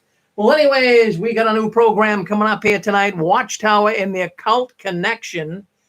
Our conspiratorialist Reese out of New York City, he's going to be coming on next. You don't want to miss it. He's going to take you into places you've never been before, down rabbit holes that really are something else. So he'll be coming on here next on our Six Screens Network. I just wanted to make a couple of announcements here tonight before we cut you loose. We do have a Sunday program tomorrow. Now look at friends. Sunday we take on a different feeling here on the Six Screens Network. We go into a more spiritual way. You notice on Saturday night we don't preach to you. We use very few scriptures. But on Sunday, if you really have got out of the Watchtower because of theological reasons, if you left because you know they are not teaching the truth from the Bible, you definitely want to check in with us on tomorrow. Beginning at 1 o'clock, we have a program at 1 o'clock. It's a great program, and it's dealing with knowing God. And these are a Christian apologist, and they're going to go very simple. What they try to do is take a Watchtower publication and kind of work with it and give you an idea how wrong the Watchtower is in their theological teachings. And then also on Sunday, we have a program. Anne Marie, you've heard her on here tonight. She has a program, Searching for Truth in the New World Translation. And she's going to continue with her theme tomorrow. Now, she's not endorsing the New World Translation. She's saying that you can find the truth even in the New World Translation. But her theme tomorrow is Are Apostates Haters of Jehovah? She's going to continue this program. This will be a third week. Very informative program. She comes on tomorrow at 2:30. Knowing God is on at 1. At 2 o'clock, I come on with JW World News. Jay Hess will not be on tomorrow. He will not be with us tomorrow. He'll be in 2 weeks. But we'll have something for you around his time, 4 o'clock. So by all means, join us tomorrow. Don't be afraid. Don't be afraid. Come in and see what former Jehovah's Witnesses do for theological teachings when they leave the Watchtower. So that's tomorrow. Another thing I wanted to mention to everyone here tonight as well is, people still want to donate to the Six Screens, but we don't accept donations. I know people donated in the past, but thank you for doing that. But we're all right here.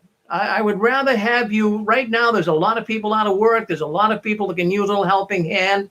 I'd rather have you help a homeless person or help even a Jehovah's Witness that fell through the cracks. But we're all right here. We have a little network. We don't need a $150 million movie studio. We're able to do this right out of one room in my house. I have my media center here. So that's what we do. So don't send the donations. Give it to someone that can really use it. But we do appreciate your thoughts on that. And friends, I want you to know too, we're now on YouTube. And you can see us on YouTube. Go to Rick Ferrin on YouTube and we'll show up. We're doing live broadcasts on YouTube as well as on Facebook, and spread the word.